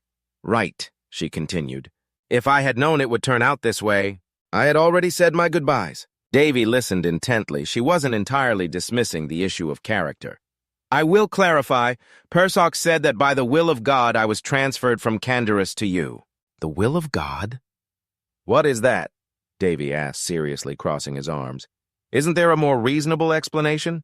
If I knew, I wouldn't feel disappointed. He avoided Berserk's gaze. After all, this situation was caused by you using holy magic. Shouldn't you be responsible for me? She smiled playfully. Personally, I find you interesting. Anyway, you are the second person who can wield the divine sword. Are you talking about Haresia's swordsmanship? She teased you as if you knew him better than Davy, who replied angrily that it was still mild. Berserker bowed his head as Davy spoke, saying that whenever he had the chance, he would always talk about you. She smiled gently, understanding that he had talked about her, and burst into a louder laugh. Luckily, he didn't keep it a secret. "You should know when to keep a secret. What good is lying to the Demon King?" She raised her finger. "Let me correct something. What Burke explained is that I am not a peeper from the abyss. I just borrowed the will of a higher being. She said that I thought you called it the status window. That information is a bit too strong.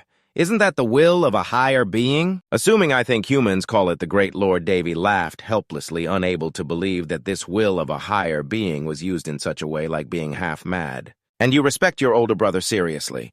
The stars are clearly visible in the sky. What does the Lord expect from someone like me?" Versace raised his hand.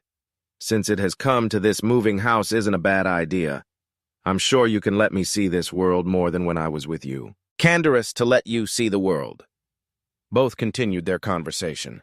"The only thing that interests me after living this long is just seeing the world. What about me? What do I gain?" She pointed at Davy. "You have already received it."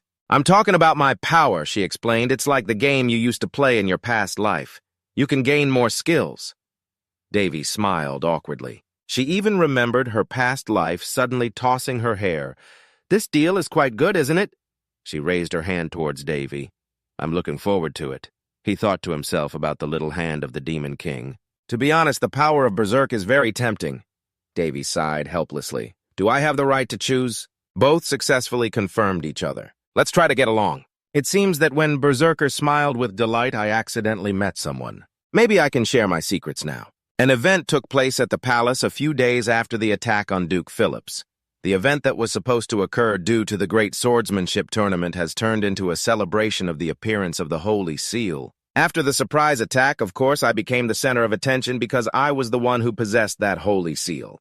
The sky suddenly darkened. There were still many people passing by outside. It seemed that quite a few people were gathering today.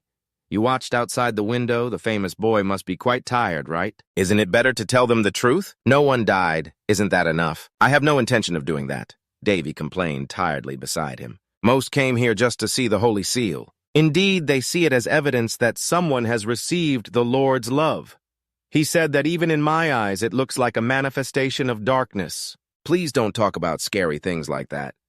Over the past 300 to 400 years, only 3 saints have appeared, and one who received the Holy Seal is even rarer. If things continue like this, I might even be sold to the Holy Kingdom. I've made my decision. At this moment, the 2 cousins also appeared. What I mean is we haven't committed any crimes, so I don't understand why they are so stubborn in coming after us like this. Davy laughed with delight as if this place were a sanctuary. Perhaps only for a short time, but this place is indeed a sanctuary. In fact, it's half of the city. The night has long since fallen. DADAI fleeing when things got complicated is the best plan. Davy then left. "You Berserk sitting on his bag, is this okay? Those people will definitely follow you back to your country." "It's fine," he smiled at Berserk, "because we are sure to have a great Wong who will behave very aggressively."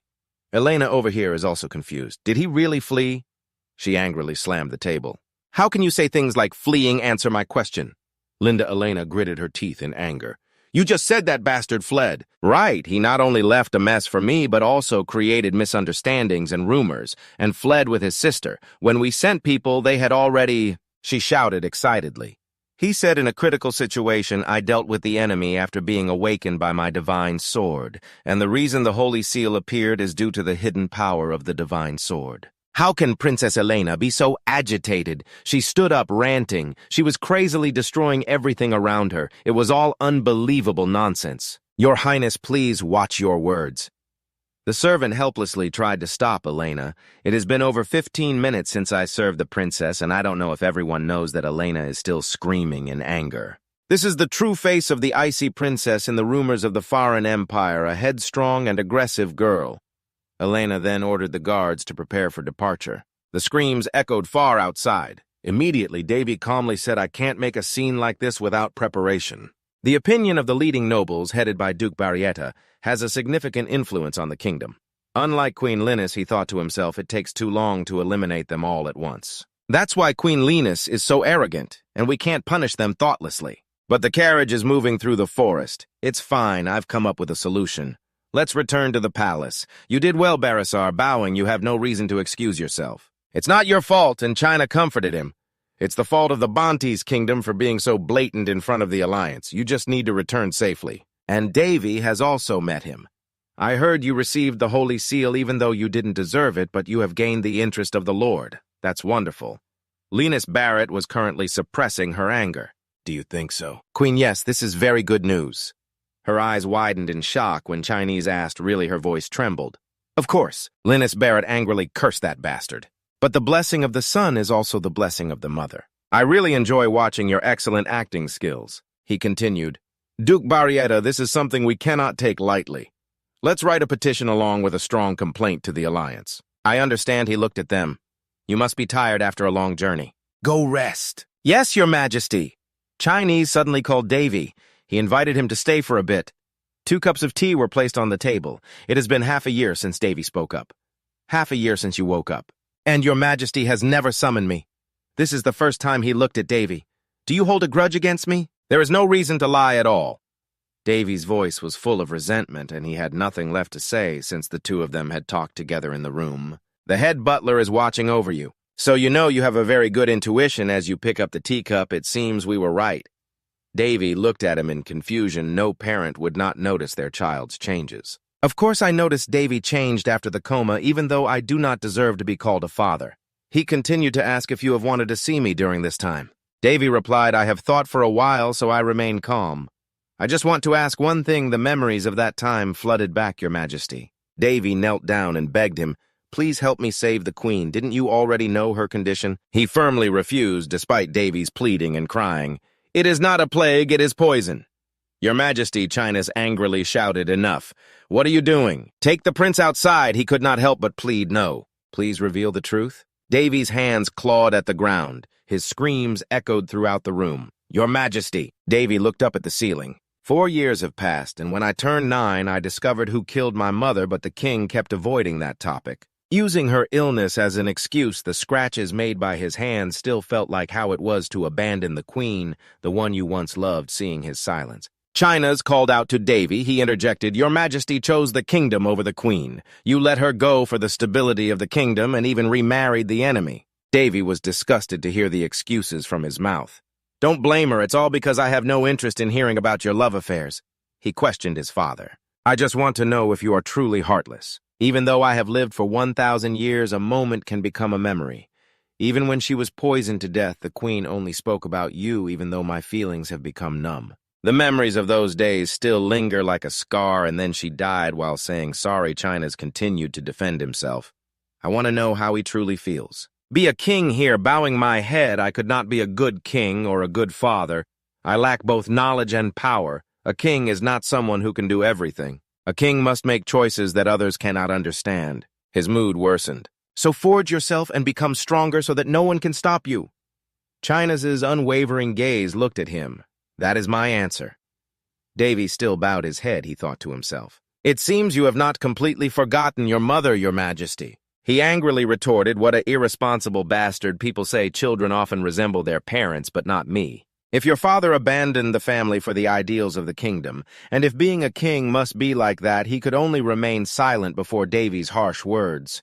Then I want to walk a different path. He excitedly slammed the table, a king, that glorious position that many people want to sit in. After that, Davy turned and left, leading others away. His voice still echoed, even if you gave it to me, I wouldn't take it out of the room. S. Peck worriedly asked, you can be really harsh on others sometimes. That is necessary, he said. You must know that I can see that window. It won't change my decision. He walked back to his room, and you can't see everything either. That's right, at least I have an answer, yes, Davy reminded her.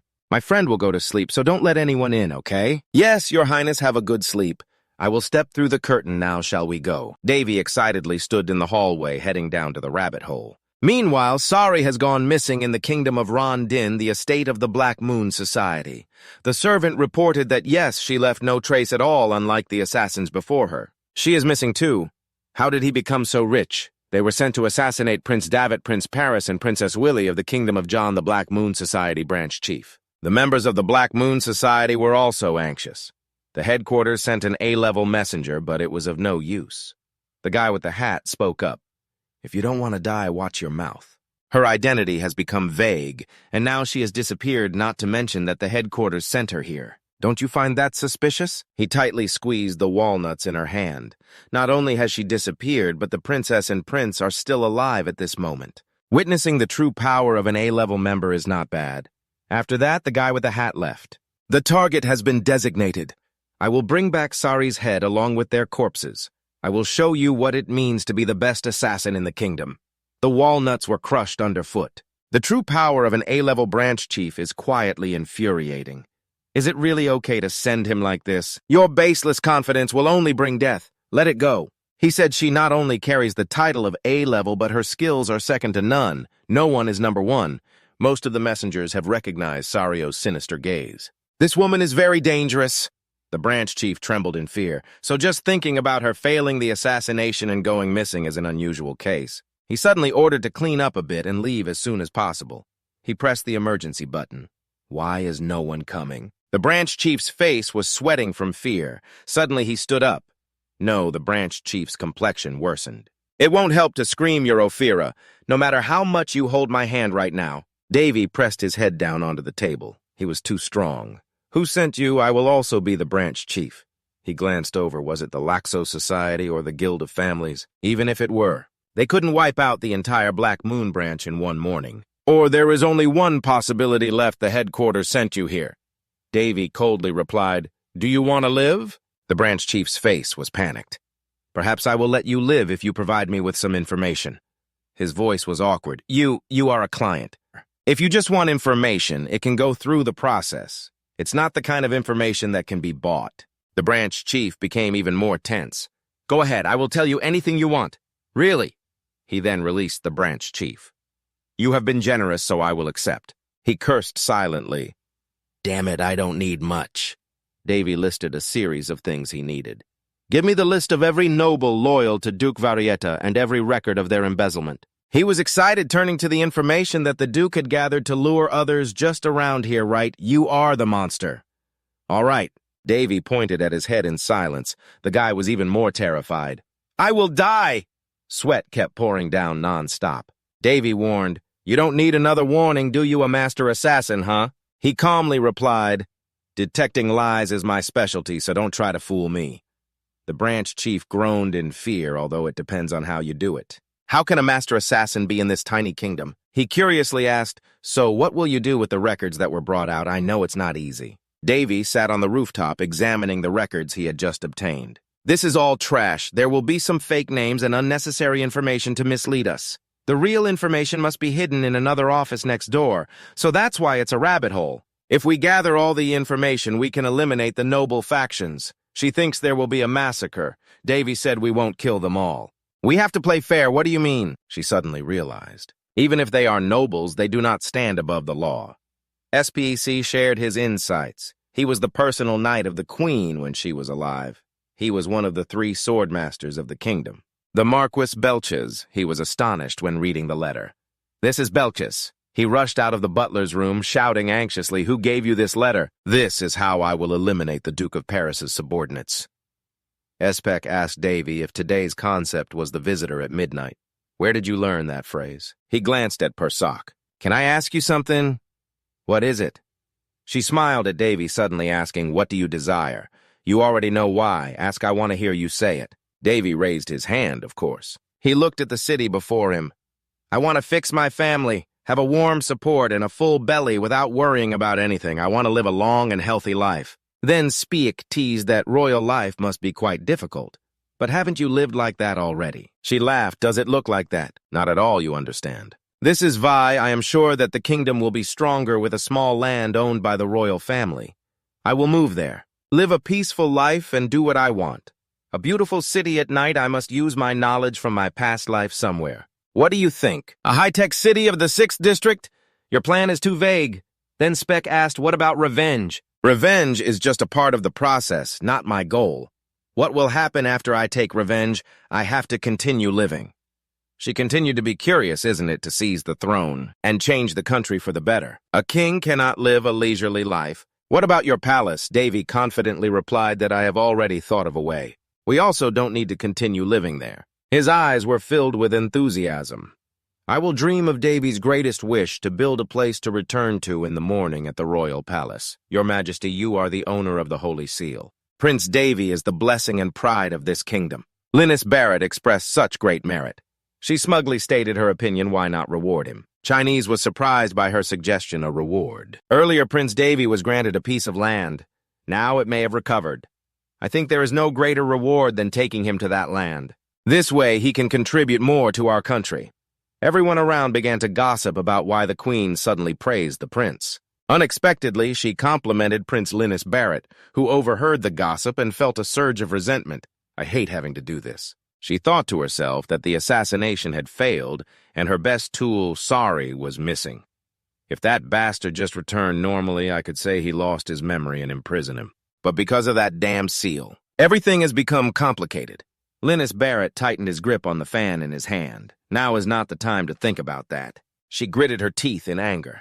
The Information Storage Guild of the Duke was attacked, and not just one, but all 7 guilds in the kingdom. They were wiped out by one person in just one night. Her grip on the fan loosened. I don't want the branch leader to kneel and scream no. We cannot report to the Queen. That monster is a master assassin with a terrifying presence. His screams were useless. Finding him is futile because an organization capable of eliminating him does not exist in this kingdom. She was furious, gripping the fan tightly. That fool must know that information is very valuable. Linus Barrett couldn't help but worry if it fell into his hands. Right now he was standing below observing Linus Barrett. It could be used to accuse the king Marquis Pontius. She frowned. The likelihood is high that it's the same person. I have no evidence, but my intuition tells me that the one who caused this and the one protecting the prince is one. Linus Barrett looked at the people below. If my intuition is correct, then there is still hope. We just need to eliminate that bastard. Her face grew angrier. If the assassination and imprisonment fail, then there is only one option left to send him off legally. Linus Barrett glanced at him. That's right. For now, let's focus on that. She had already planned ahead. I said it was a reward because I knew he wouldn't easily agree, so suddenly Chinese spoke up. That idea also makes sense. One opened his eyes wide in shock. He continued, after all, allowing a prince who is not the crown prince in the royal palace is also inappropriate. Since this has been discussed, let's proceed. Chinese raised his hand, requesting the captain. Yes, Your Majesty. He ordered to bring the prince here. She still couldn't help but be astonished.